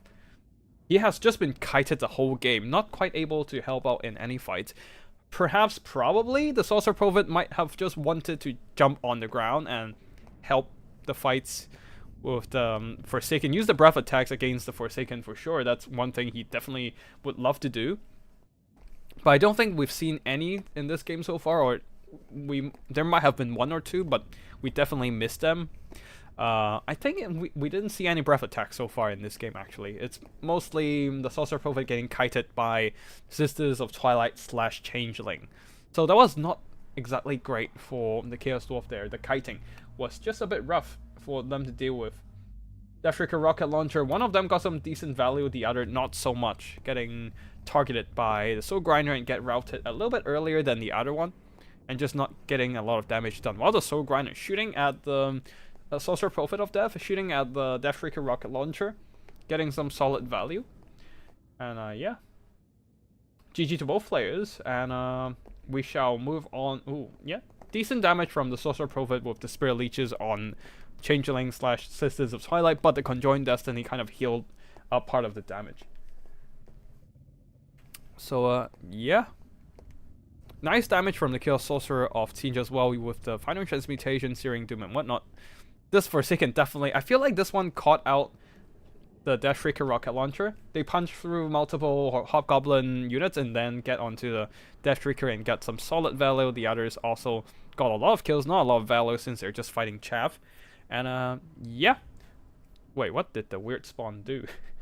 I didn't really pay attention to the frontline fight, so we might jump back over there later for a bit, just to see what happened in the front line. I was mostly paying attention to the artillery, to the kiting and whatnot. Anyway, screen blocker up again, and we're going back into the army selection screen. We're going with a second battle now. The players will have to change their lords, so no more Changeling for Scabra and the Exile out there. Yeah. Well, technically, Changeling is a different lord every time if you bring a different lord out. But that will straight up give Tzeentch like 100 lord options, so that is not possible. We're not allowing that. No, that's more than 100 lords, because we have 100 lords, I think, over all the factions. And then Changeling can also turn into heroes, legendary heroes. So yeah, 100 legendary lords and more, and even more legendary heroes, a lot of legendary characters for him to choose, essentially allowing Tzeentch to become like 100 lord faction. No, we're not allowing that. Changeling is Changeling. Changeling is his own lord. You can't bring him every time. Yeah.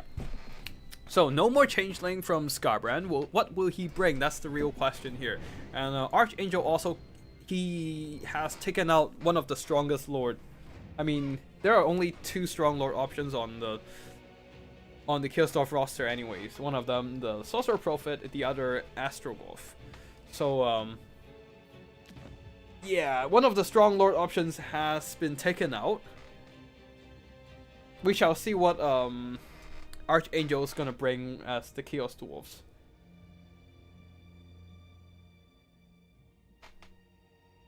Yeah. Yeah. I'm not gonna say yeah. I'd rather not delve too deep into the army builds on both sides, just not to spoil everyone the surprise. Yeah.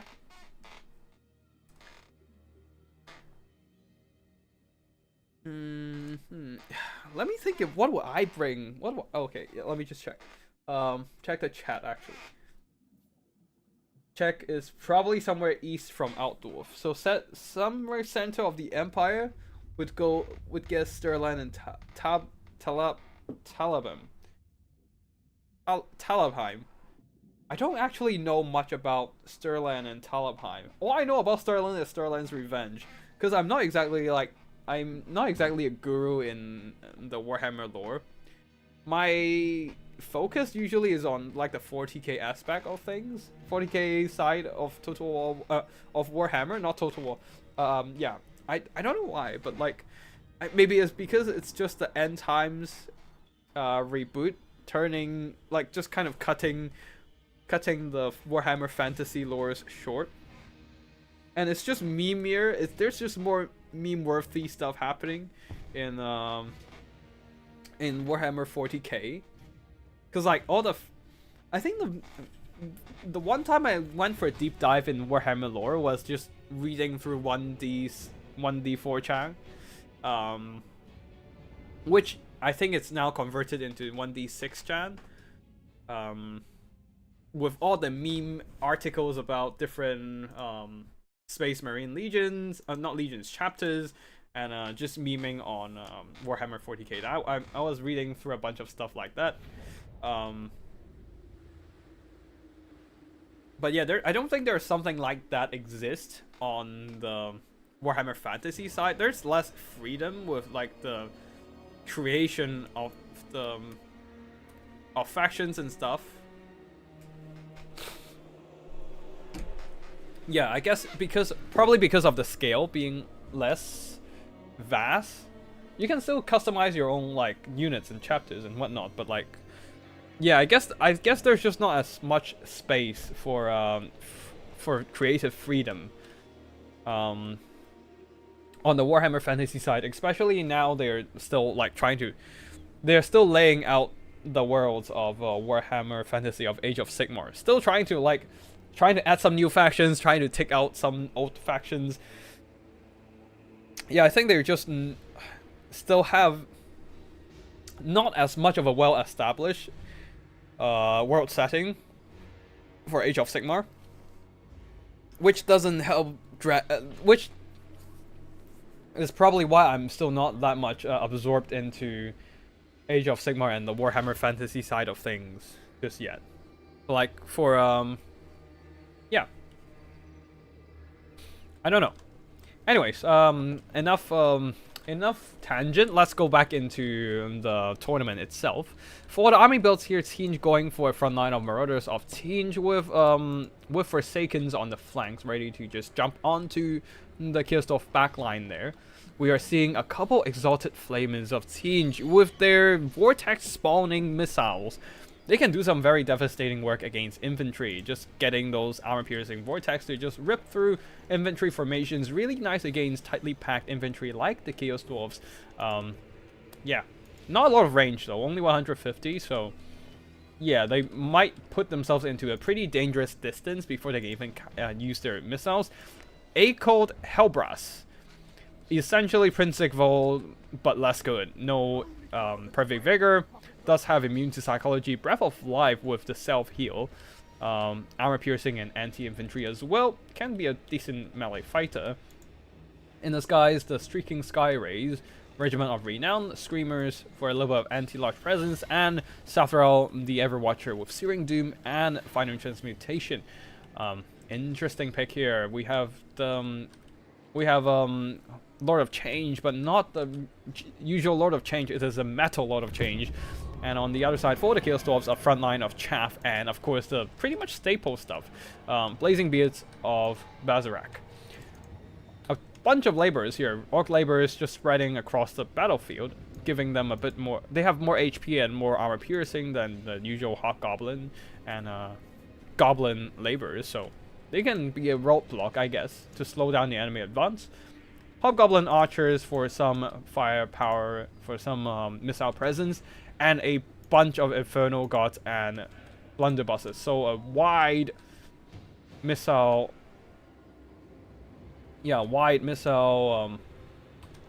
line at the back there. Usually I would see Borain. I haven't seen the man for a while now. Last year I've seen Borain using Chaos Dwarf frequently with a very vast missile backline, and now we're seeing it again with blunderbusses, fireglaves, and this time even Hobgoblin archers to bolster their ranks. But at the same time, their front line is very, very thin with only laborers to try to slow down the enemy advance. Archers are firing now, knocking out part of the shields on these Exalted Flamer. And, Astrogov leading the army with a Demon Smith Saucer on a... That's just a great... that's just a Baal Taurus.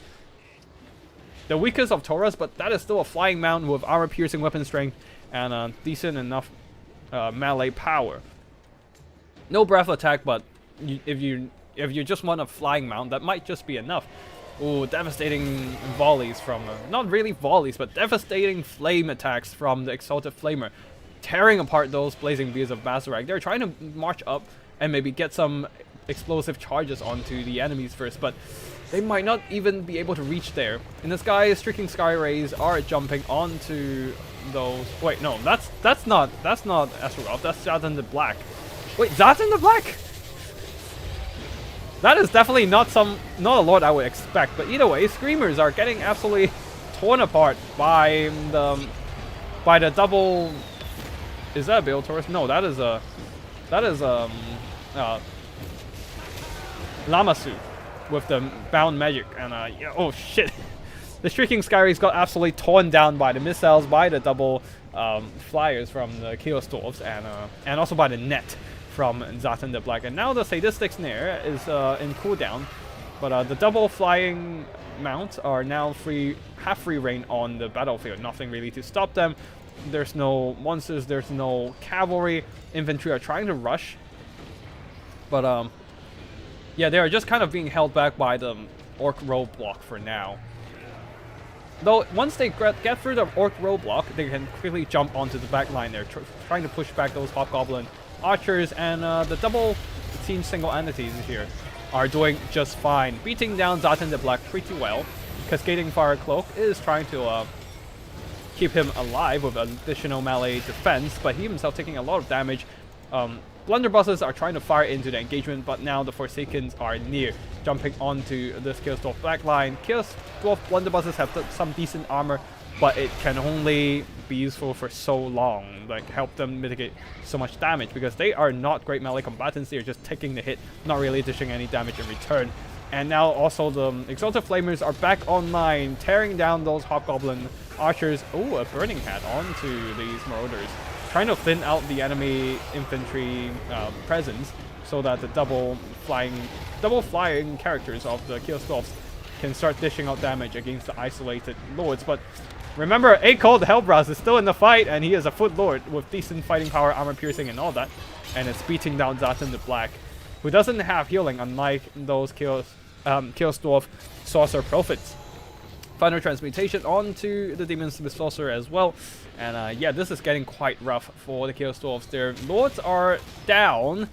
Even if they come back, they are not fit to go into combat once again. And the Killstuff backline is pretty much compromised with only some fire glaives are still free to just shoot. Well, these blunderbusses might be able to repel the Marauders. Maybe. That's a maybe. But yeah, the Infernal Gods with fire glaives are gonna be heavily targeted by the double Exalted Flamers now. And they're still being pressured by enemy melee units, being pinned down by Marauders, and Forsaken. Balance of power is in the favor of Tzeentch. And yeah, this is gonna be an uphill battle for the Killstuff army from now on. Their lords are not fit to fight, not even fighting Safrael the Everwatcher, who is not a great melee combatant, by the way. They're getting some damage done back. Killstuff blunderbusses, if they can turn and fire, they can probably dish some pretty solid burst damage. But of course, missile units, they never have any issues targeting, right? Alright, they're firing. But yeah, Safrael has already left the vicinity. A bit lucky for them. Yes, nah, not really lucky. I was gonna say the trees kind of blocked some of the Searing Doom, but still they took most of the damage, and now I'm gonna get overwhelmed by Forsaken and Marauders and whatnot. And all the backline there is down, being chased away. Army loss is hit as Zatan the Black gets knocked out of the sky, falling back onto the ground, and that shall be GG. That shall be victory for the Tzeentch army once again. Ouch. I was not able to type fast enough. Let me just quickly rename the replay files. Just make sure I save it in case there's something cast worthy in the future. There we go. And yeah, the Exalted Flamers did really well because of the lack of long-range firepower to threaten them. And they have decent range. More range than Killstuff blunderbusses for sure. So the archers, while they can chip away some of their health, was not able to do a lot of damage. A nice catch with the Sadistic Snare and kill off the Shrieking Sky Rays. But then again, because of the double flyers kind of bunching up with each other, they just got targeted by the Final Transmutation and got drained down quite early. And then they dived down onto the ground, then got stuck in a fight against A-Cold and Safrael there. With a bunch of infantry support from Tzeentch as well. That was not great for the Killstuffs for sure. Probably would have liked to see those characters play a little bit more conservatively. After killing the Shrieking Sky Rays, pull back and try to use the missiles to cover them. Because they were just all the way to the front line and wasn't really receiving much fire support. And yeah. Not a lot of damage value from the Killstuff missiles either, quite unfortunately. And that shall be victory for the Tzeentch army. And I think that's the second win for Tzeentch. And that shall be the end of this finals. Safrael getting some really solid valor. I think he did some pretty good work in melee as well. And yeah, GG to both players there. Oh, Forsaken. Oof. Just charging in, punching down some blunderbusses and even some fire glaives in the end, I believe. And yeah. GG to both players. I hope you all enjoyed this little bit of casual multiplayer tournament action in the middle of the week. And we're gonna be back next week for more. But before that, let us just finish off the rest of the replay casting. We still have a couple replays left, and actually a couple. Maybe we have. I think we have like 1 or 2 more left, and that shall be it. Yeah, it's a pretty quick one tonight. And yeah, I hope you all enjoyed this little bit of multiplayer action. Stay tuned for the next 30 seconds or so. I'm just going to quickly rehydrate, and then we're going to be back for tournament casting. Yeah, for the tournament replay casting. Give me a second there. Let me just quickly load up the replay files and download the rest of the replays I missed out. Yeah, I think we only have 1 more replay left, so that's gonna be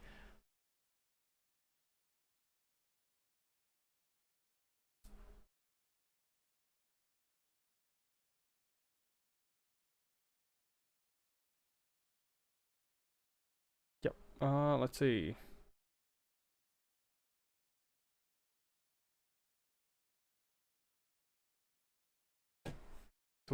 Wait, did I miss out some replays? Let me just have a quick look.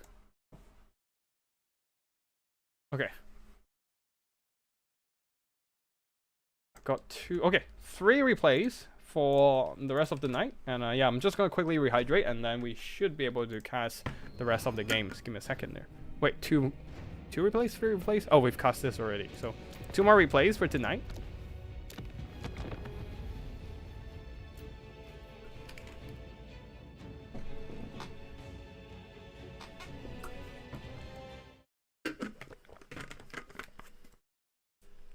Oh, Scarbrand, thanks for joining my tourney. I hope you had a fun time playing the games. And congratulations on the win with Tzeentch and all the Changeling games. Archangel needed that double Infernal Castellan tech. He needed the triple Castellan. Maybe double Castellan and double... Yeah, and double Death Shrieker Rocket Launcher. That is enough single entity... that is enough single entity firepower there. Ban Scarbrand for the week, he's still winning. Yeah, this is his second win in the tournament in a row. Yeah, maybe we should just ban Scarbrand. And then we should have it will be a fair tourney after all. Yeah. But yeah, next week we're gonna ban Tzeentch and Chaos Dwarfs, because obviously Chaos Dwarf is an OP faction and doesn't need any more buffs at all. I still hold on to my opinion that their low tier cavalry needs a cost nerf or a I don't think they need a stat increase. They definitely need a cost nerf though. They definitely still suck for how much money they cost, and yeah, it's not worth it to bring them at all, in my opinion. All right, let's hop into some of these the 2 remaining replays. First of all, we have Drugaj versus Rustal, Dwarf versus Bretonnia. Scarbrand is OP no matter the faction. Yep, it seems to be the case here. Winning 2 weeks in a row, man. Come on. Gotta let everyone else win a bit more too.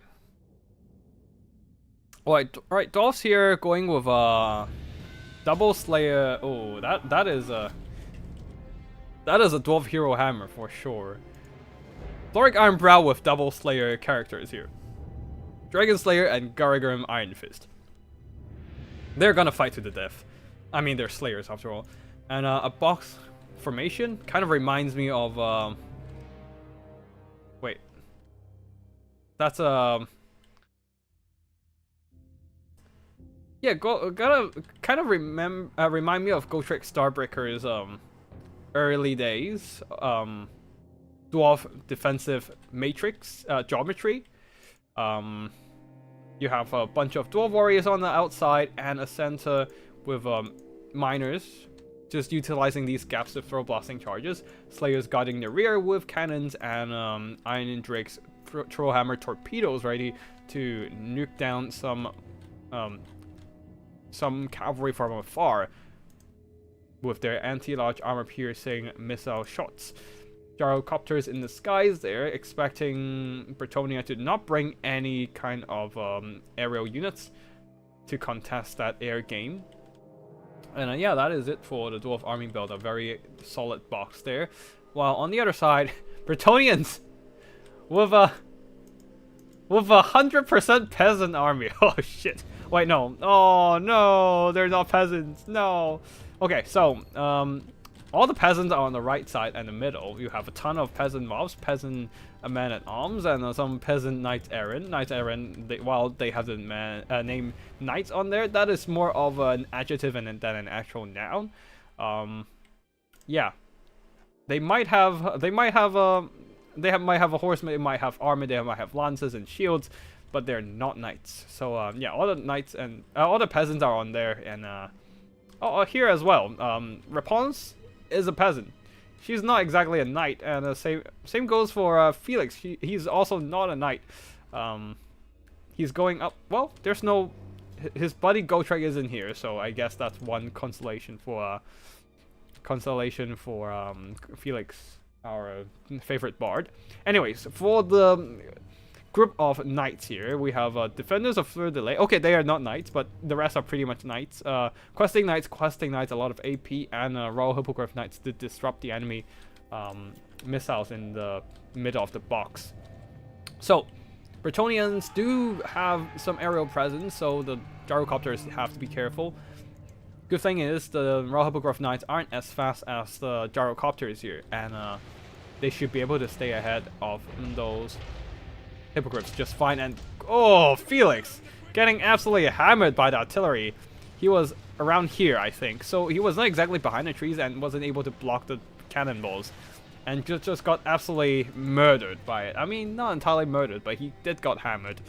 We're gonna just fast forward a bit here as the Hippogriff Knights are flying in. They might fall onto, yeah, they are falling victim to the Dwarf Fire power, flying into the range of all these Trollhammer torpedoes, and the cannons might actually just turn around and shoot them. Nope, still hammering Felix, trying to deny Bretonnians from their heal. They do have a life damsel, so I don't think Felix is that much of a problem right now. Yeah.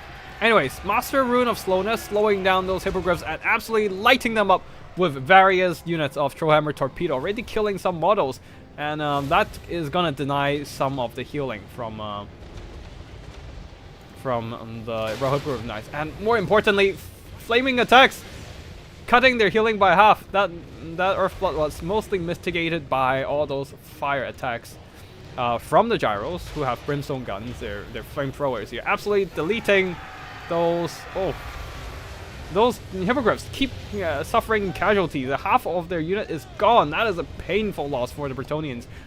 Killing half of a gyrocopter unit, only half of the HP, not half of the models, while losing all their Raw Hippogriff Knights. Flesh is Stone trying to mitigate incoming damage, but it's too late. They have been routed, and the gyros are gonna just keep chasing them until they're all routed. They're not gonna let those hippogriffs come back, and that was a painful mistake for the Bretonnian player there, taking a ton of damage from those Dwarf Fire power. Now the armor-piercing questing knights are in, trying to exploit the gap in the backline there. Knights Errant sacrificing themselves to try and pin down the Giant Slayers and the Dwarf Warriors, but the Giant Slayers are moving up and now trying to get a rear charge onto the questing knights and keep them trapped inside the middle of the box.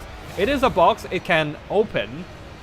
It can be opened up, but it can also close as the Giant Slayers are coming in to the rear of these questing knights, just trying to keep them pinned down in this kind of prolonged melee. Other peasants are also walking into the box of this dwarf army, but not entirely doing much here. They're just kind of clashing onto the dwarf warriors and just wet noodling their shield walls, really, due to their flimsy arms and pretty much their malnutrition, I believe, being peasants and all.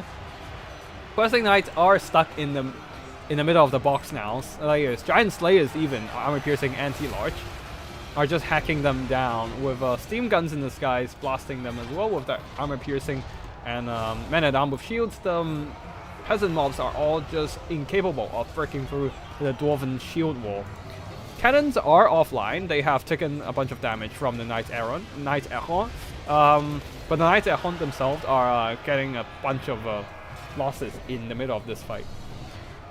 Yeah, this is not great for the Bretonnians.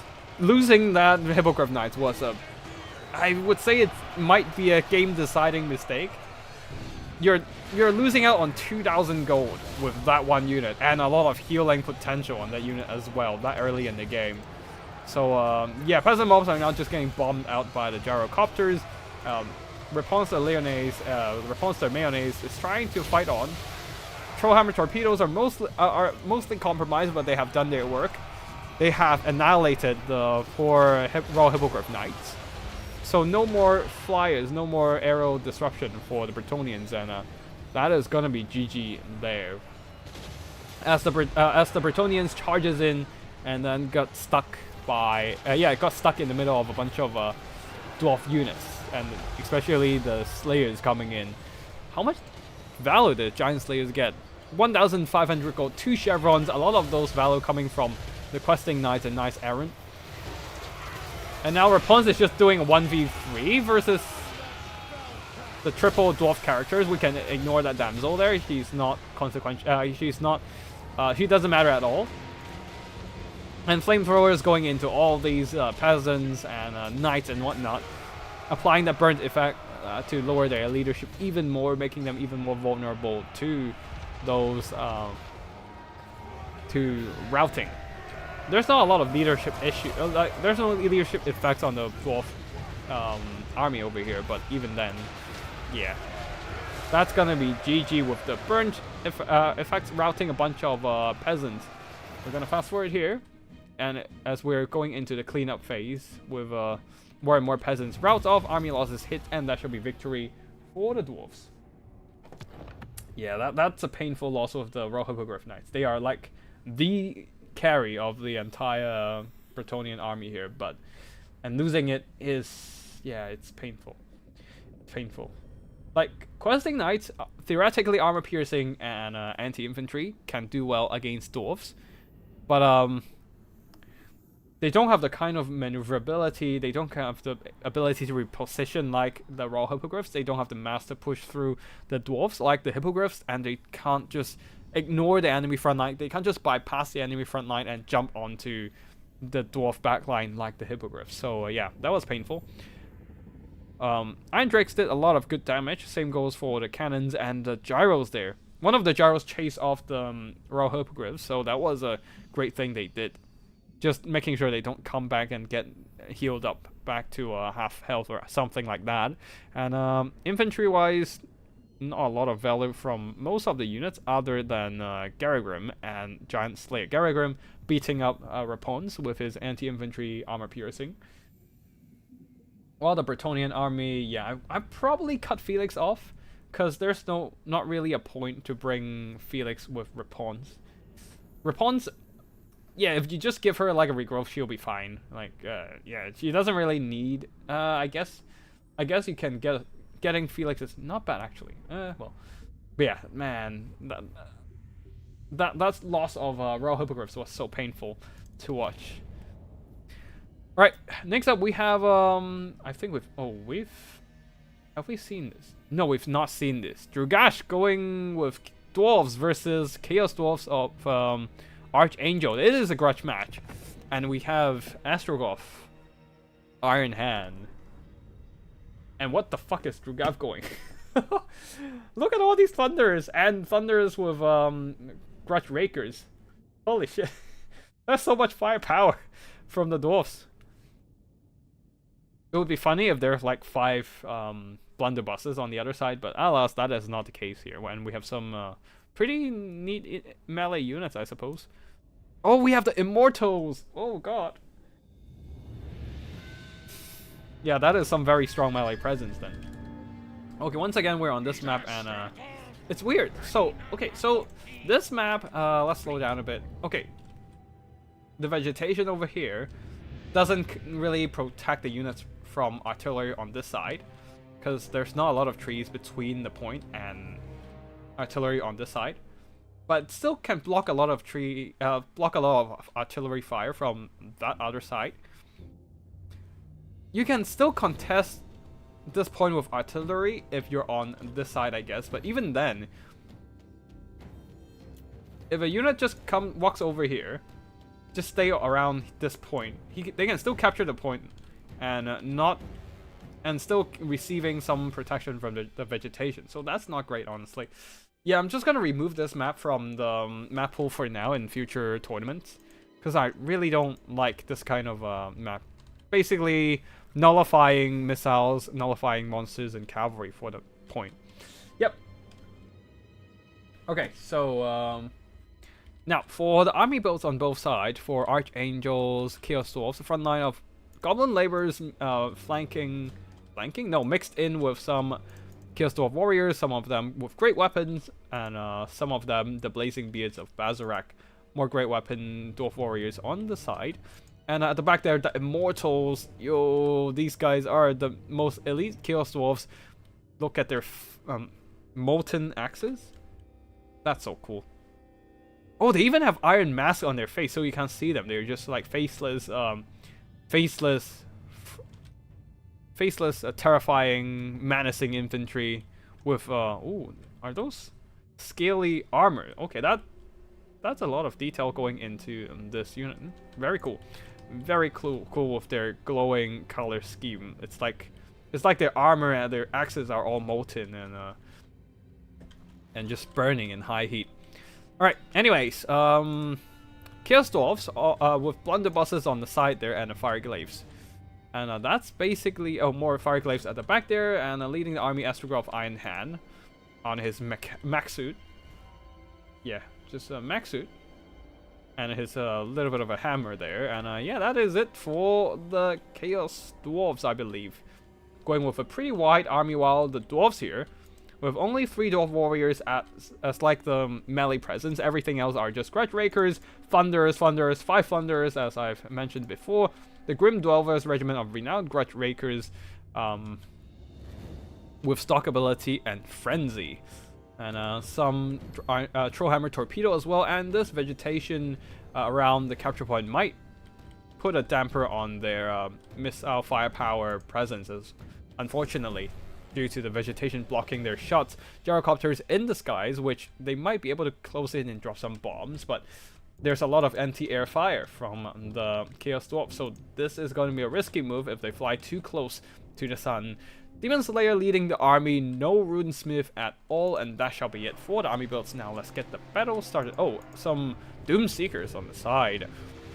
I'll probably just go full Doomseeker melee Vanguard Rush if I were the Dwarf Warriors and bring Doomseekers, but either ways, they are hidden in the forest, ready to sally forth and jump onto the enemies. But right now, Thunder is unleashing their volleys of fire onto the Goblin Laborers. Blazing Beards are closely behind them, emerging from the forest. No, they're just standing back, ready to drop some bombs in the middle of these Dwarf Warriors, while they're just too busy dealing with the Goblin Laborers. But yeah, this this net of this web of fire, all these thunders and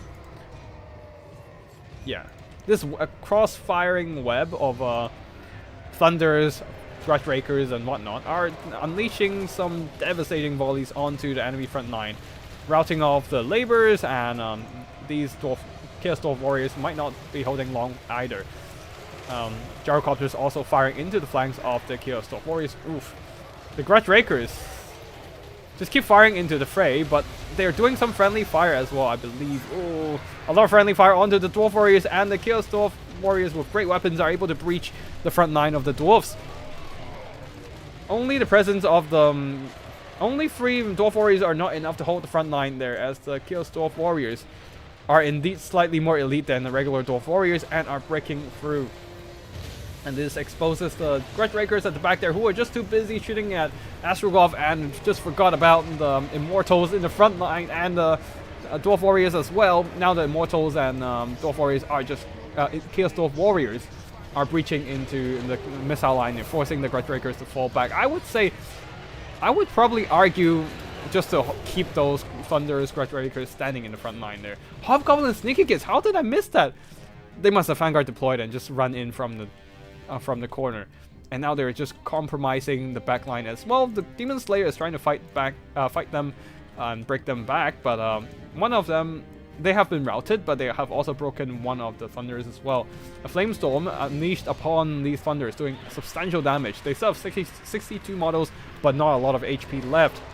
Another unit of Orc Laborers managed to just walk all the way around on the map, around the impossible terrain, and now getting onto the back line of the Thunders, compromising yet another Dwarf missile unit. What happened to these Grim Dwellers? Oh. Being shot from the side by the... Fire Glaives. Got absolutely annihilated. That was not great for them at all. Things are falling apart for the Dwarf box there. Oh, and also Blazing Beards of Bazarak, having quite decent armor-piercing explosive strength, and also Thunder is not having the most armor in the world either. So yeah, that wasn't great for the Thunders. And now the Fire Glaives are just sitting in the back, poking down those gyrocopters, and Demon Slayer is stuck in the middle of Astrogov and a bunch of Goblin Laborers. Oh, and he's getting smacked by in the face by the foot-sized Lord. The Astrogov there, just smacking him down. He turned on Glorious Death, but that doesn't do anything. He's not dying just yet, and it's gonna end in 10 seconds, kind of wasting the effect there. Unfortunately, he's gonna go down after the effect ends. And that is probably going to be GG for Dwarfs there. Doomseekers are going to fight to the death. They managed to catch one of the blunderbusses, but it's taking them too long to get stuff done. Now the Fireglaves and Fireglaves are just shooting down the Thunders from afar, who is too busy shooting other stuff.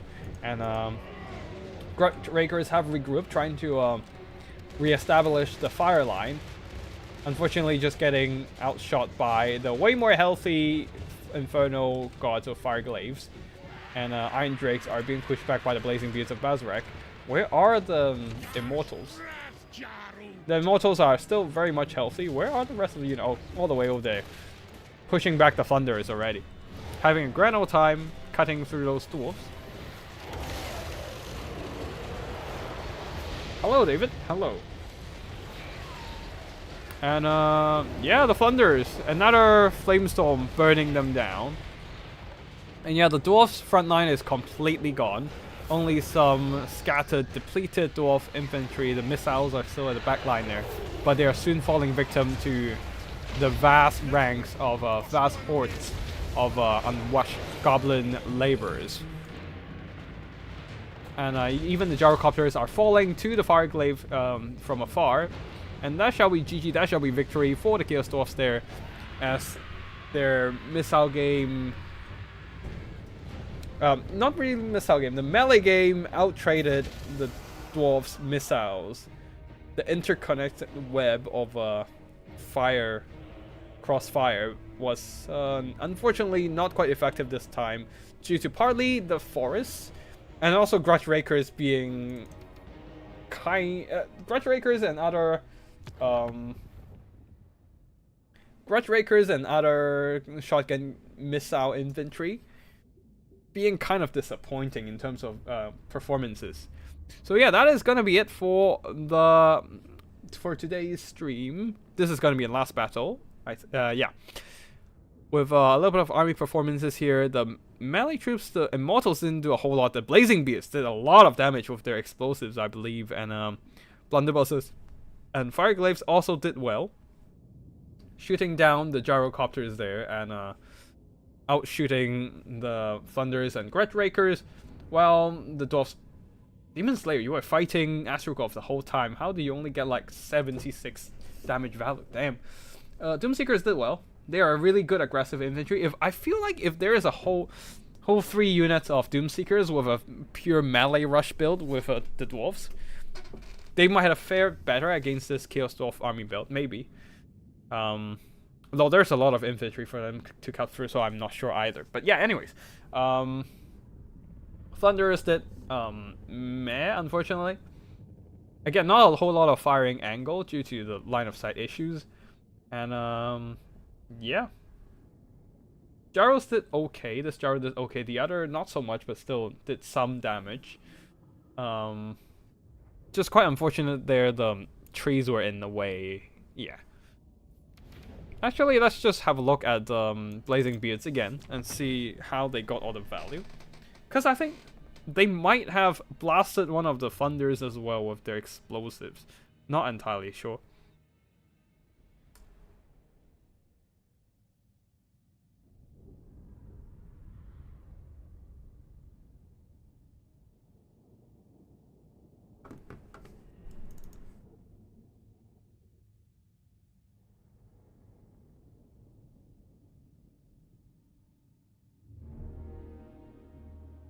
Okay, let's do it again. And now this time we are just gonna focus on the Blazing Beards and see what kind of units they blasted. They walk in, chuck some explosives here, killed a bunch of Dwarf Warriors. Oh, and then they decided to chuck those explosives into the... Oh, the Thunders! Half a unit just got absolutely obliterated by the explosive charges. Oh, that was so painful. And they still have a bunch of explosives left among their ranks. They took a bunch of damage, but yeah. And then the blunderbuss is firing in from the side as well, pummeling those poor Thunders, routing them straight up. At this point, they don't even have to keep throwing explosives, just let them rout and start moving onto the bomb the next one. Yep, and that's what they did. Moving on to the next one, the shields, silver shields blocked a bunch of thunder fire. Yeah, and then they turned around and chucked explosives at the Grim Dwellers. And because they're in a very blocky formation, those explosives... Oh! Oh, shit. 3/4 of the unit gone in one volley. Almost half the unit models and over 3/4 of HP just obliterated by that one volley of explosive. Oh, that was painful to watch. Yeah, certainly did a lot of work, and from those volleys they already got like 1,300 gold worth of damage value, and then more coming in this last volley of boom.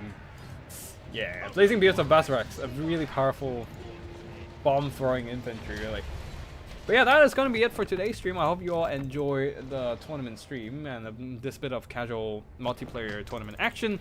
And yeah, congratulations to Skybren for winning the tournament second time in a row. Maybe we should just ban you for the next tournament.